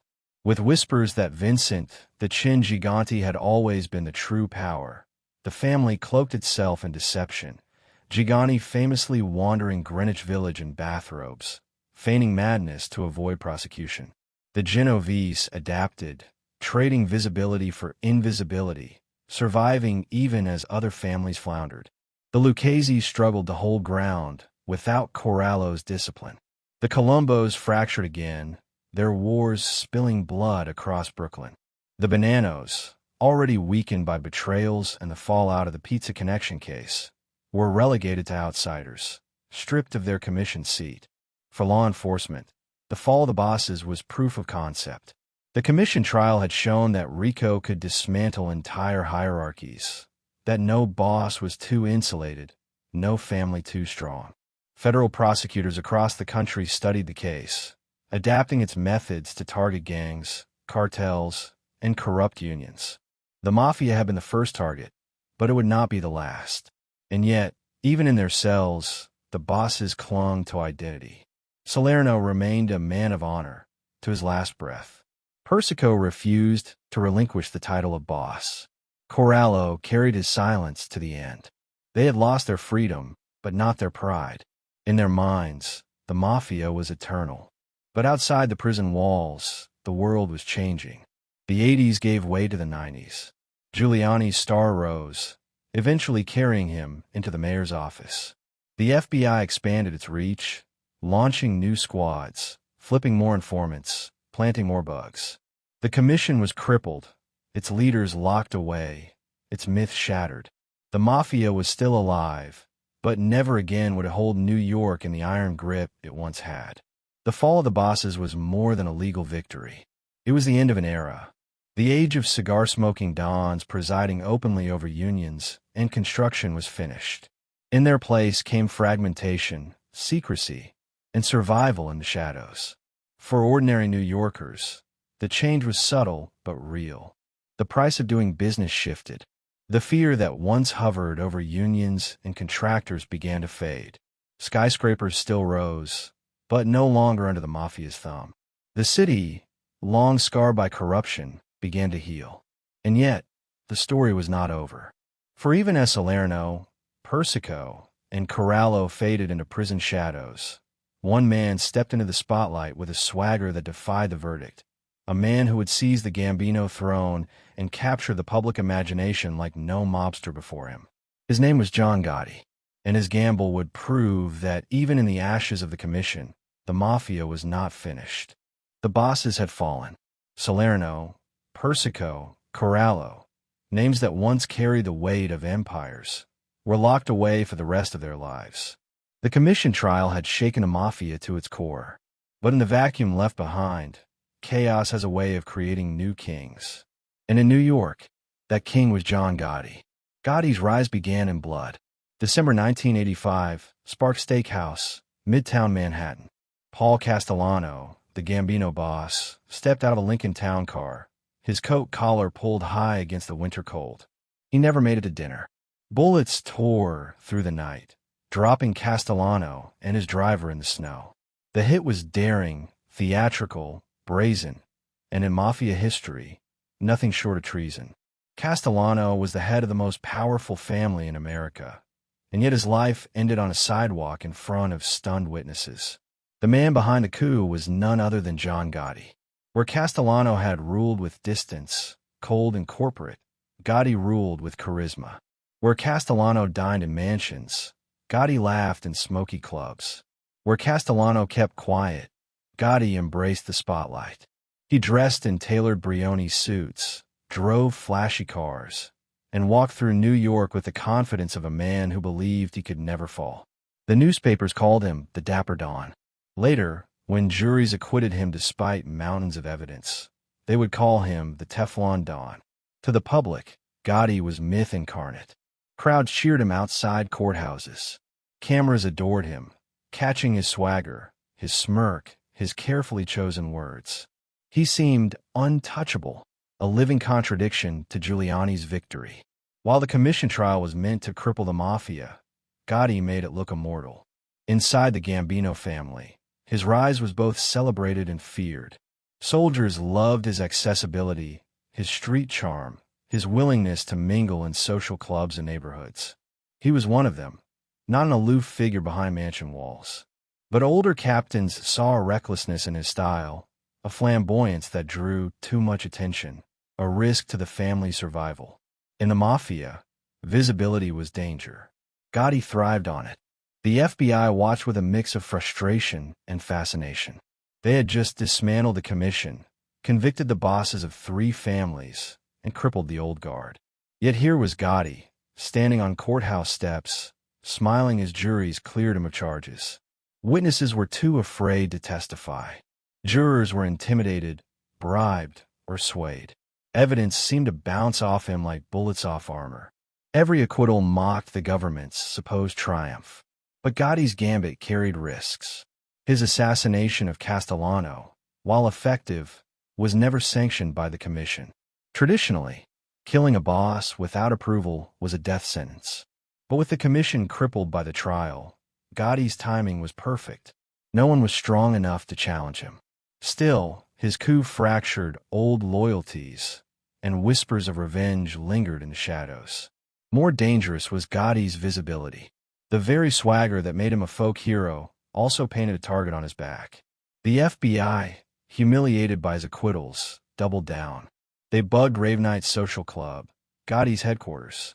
They tapped phones, flipped informants, planted agents everywhere they could. And slowly, just as they had with Castellano and Salerno, they began to collect his words. Inside the Rave Night, Gotti spoke freely, his voice booming, his laugh echoing. He mocked the government, boasted about victories, even discussed murders in coded but obvious terms. He believed Omerta still held, that his men would never betray him. He underestimated the same force that had toppled the commission: time, patience, and betrayal. In 1992, the Teflon finally wore thin. With tapes from the Rave Night and testimony from his underboss, Sammy, the Bull Gravano, Gotti was convicted of murder, racketeering, and conspiracy. Life without parole. The dapper Don, who once strutted through crowds as if untouchable, was led away in prison khakis. His gamble had failed. But during those years between Castellano's murder and Gotti's conviction, he proved something chilling. The Mafia was wounded, but not dead. Even as Giuliani celebrated the commission trial, even as the government declared victory, Gotti reminded the world that Cosa Nostra could still adapt, still charm, still defy. For the Gambino family, his reign was both triumph and tragedy. He brought them loyalty, visibility, and renewed street power. But he also brought heat, surveillance, and eventual collapse. By the time he was convicted, the family was fractured, and the Mafia's myth of invincibility was gone for good. For the FBI, Gotti became the perfect symbol of unfinished business. The commission trial had been the first great strike. Gotti's fall would be the second. Together, they showed that no matter how charismatic, no matter how powerful, no Mafia boss was beyond the reach of the law. But the question lingered. Had the FBI truly won? Or had the Mafia simply reshaped itself, learning to hide in the shadows once more, waiting for the right moment to rise again? The jury had spoken. The bosses had fallen. The headlines screamed victory. Giuliani's crusade and the commission trial were hailed as the death knell of the American Mafia. And when John Gotti himself was finally led away in chains, prosecutors declared the war won. But history is never that simple. The question lingered in the shadows, whispered in courtrooms, police precincts, and neighborhood bars. Did the FBI truly win? On the surface, the triumph seemed absolute. The commission, once the secret board of directors of organized crime, was shattered. Its leaders were locked away for life. The unions it controlled were placed under federal oversight. Construction rackets dried up. Politicians and businessmen who once feared Mafia retribution now had law enforcement standing beside them. For the first time in half a century, the five families looked vulnerable. But the Mafia had always thrived on resilience. From prohibition to heroin, from Hoover's denials to the Appalachian debacle, Cosa Nostra had been written off before, only to rise again. And in the aftermath of the commission trial, it adapted once more. The first adaptation was invisibility. The age of flamboyant dons, men like Gotti in silk suits and Castellano in his mansions, was over. After watching Salerno, Persico, and Corallo dragged into federal court, the new generation of bosses chose shadows over spotlight. Vincent, the chin gigante of the Genovese family, perfected the art of deception, wandering Greenwich Village in bathrobes, feigning madness so convincingly that psychiatrists testified to his delusions. While prosecutors mocked him, his strategy worked for years, keeping him out of prison as his family thrived quietly behind the scenes. Other families followed suit. The Bananos, weakened by betrayals, slid into obscurity, a humiliation after once holding a seat on the commission. The Colombos fractured again, their civil wars spilling blood across Brooklyn. The Lucchese's shifted leadership through prison cells, clinging to survival. But survival itself was victory. The Mafia no longer sought domination. It sought endurance. The second adaptation was diversification. With unions under scrutiny and construction rackets exposed, the Mafia expanded into new arenas: credit card fraud, stock market scams, internet crimes in the 90s, even infiltration of legitimate businesses. What they lost in concrete and labor, they regained in cyber and financial crimes. No longer was Cosa Nostra only about street corners and social clubs. It seeped into offices, into Wall Street, into places the FBI couldn't easily wiretap. The third adaptation was globalization. While the commission trial shook New York, the Mafia strengthened ties with Sicilian clans, Canadian networks, and emerging Eastern European syndicates. Heroin still flowed. Money still moved. The Mafia wasn't dead. It was evolving in a part of a larger underworld economy, one less reliant on the rigid commission model and more flexible to the shifting times. For the FBI, the commission trial was a blueprint. RICO became the weapon of choice not just against Mafia families, but against cartels, gangs, even corrupt corporations. Informants were cultivated like never before. Wiretaps became routine. No boss, no matter how cautious, could assume privacy. The trial had shifted the battlefield, giving law enforcement tools that would last generations. And yet, victory was complicated. For every boss imprisoned, another rose. For every racket dismantled, another appeared. The FBI had destroyed the commission as an institution, but it could not destroy the Mafia's culture. The allure of power, the grip of fear, the code of loyalty that still attracted soldiers from the neighborhoods of Brooklyn, Queens, and the Bronx. Even into the 90s and beyond, funerals for old mobsters still drew hundreds. Social clubs still hummed with whispers. Envelopes still passed from hand to hand. The Mafia was weaker, yes, but it was not gone. Critics of Giuliani argued that the commission trial was less about law and more about politics. That Giuliani had used the Mafia as a stepping stone to fame, that while he celebrated headlines, the families rebuilt quietly. Supporters countered that without the trial, the Mafia would have continued to strangle New York unchecked. Both were true.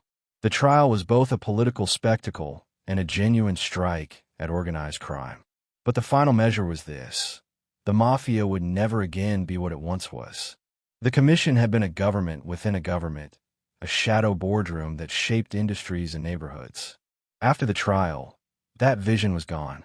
The families survived, but they survived as fragments, as diminished versions of their former selves. The commission, in its true form, was dead. So, did the FBI win? Yes and no. They destroyed the structure, but not the soul. They crippled the families, but did not kill them. They ended the age of the boss as untouchable king, but they could not erase the Mafia's roots in the streets. The commission trial was a turning point, but not a finale. It was the beginning of the Mafia's decline, not its end. And like all empires brought low, what followed was not disappearance, but adaptation. For the FBI, it was the greatest victory of its war on organized crime. For the Mafia, it was a wound it would never fully recover from, but one it would learn to live with. And in that uneasy balance, the legacy of the trial was written. The courtroom was long emptied. The verdicts had been read. The bosses had been sentenced. The press had moved on to the next scandal, the next spectacle. But the echo of the commission trial never faded. It lingered in New York's neighborhoods, in the halls of law enforcement, in the memories of the men who lived it. Because what happened between 1985 and 1986 was not just a trial. It was the moment the American Mafia's myth cracked, the moment its board of directors was dragged into daylight, the moment Cosa Nostra was forced to confront its mortality. The legacy began with perception. For decades, the Mafia had thrived on denial. J. Edgar Hoover had famously pretended it didn't exist. Politicians and businessmen turned blind eyes, insisting mob influence was rumor, not fact. But after the commission trial, no one could deny it. The tapes, the testimony, the charts of hierarchy, these made the Mafia undeniable. Children who had grown up hearing whispers about men of respect now saw their faces splashed across newspapers, their voices replayed in court. The invisible hand was finally visible, and it was bruised and bound. For law enforcement, the trial was a revolution. The Racketeer Influenced and Corrupt Organizations Act, RICO, proved itself as the ultimate weapon. No longer did prosecutors need to chase individual crimes. They could paint the whole canvas, showing patterns of conspiracy that stretched years, even decades. The commission trial became a blueprint. Soon, RICO was used to attack cartels, biker gangs, even corrupt corporations. What began as a tool against the Mafia reshaped the entire battlefield of American law. The FBI itself was transformed. Once mocked for ignoring organized crime, it emerged from the trial with credibility restored. New squads were formed, new methods refined. Surveillance technology advanced. Informant programs expanded. The Bureau's victory over the Commission became a cornerstone of its identity, proof that it could take down the untouchable. But the Mafia's legacy was more complicated. The Commission had been crippled, its bosses jailed, its structure fractured. And yet, the Mafia did not disappear. It adapted. It retreated into shadows, abandoning the flamboyance of Gotti, the corporate arrogance of Castellano, the cigar smoke bravado of Salerno. Leaders like Vincent the Chin, Giuliani feigned madness, hiding in plain sight. Families diversified into fraud, cybercrime, international smuggling. The empire shrank, but the culture endured. Still, the days of the Mafia ruling New York like an invisible government were over. Never again would the five families hold the same sway over unions, construction, and politics. Never again would bosses sit in social clubs, handing out contracts like kings. The trial had stripped away the myth of invincibility. And myths, once broken, never heal. The legacy extended into culture. Movies, books, and television shows began to explore the Mafia not as untouchable gods, but as flawed men brought down by law and betrayal. The romantic glow of The Godfather gave way to the gritty realism of Goodfellas and The Sopranos, stories that reflected not invincibility, but decline. The Commission trial had shifted the lens, turning the mob from untouchable to vulnerable, from myth to mortality. For the bosses themselves, the legacy was prison. Salerno died behind bars, his health gone. Corallo faded quietly into obscurity. Persico clung to his title of boss until his last breath, ruling the Colombos from a cell but never regaining true power. Gotti, who rose in defiance of the trial's verdicts, ended his days in isolation, cancer eating away the man who once strutted through crowds. They had lived as kings. They died as inmates. For their families, the legacy was loss.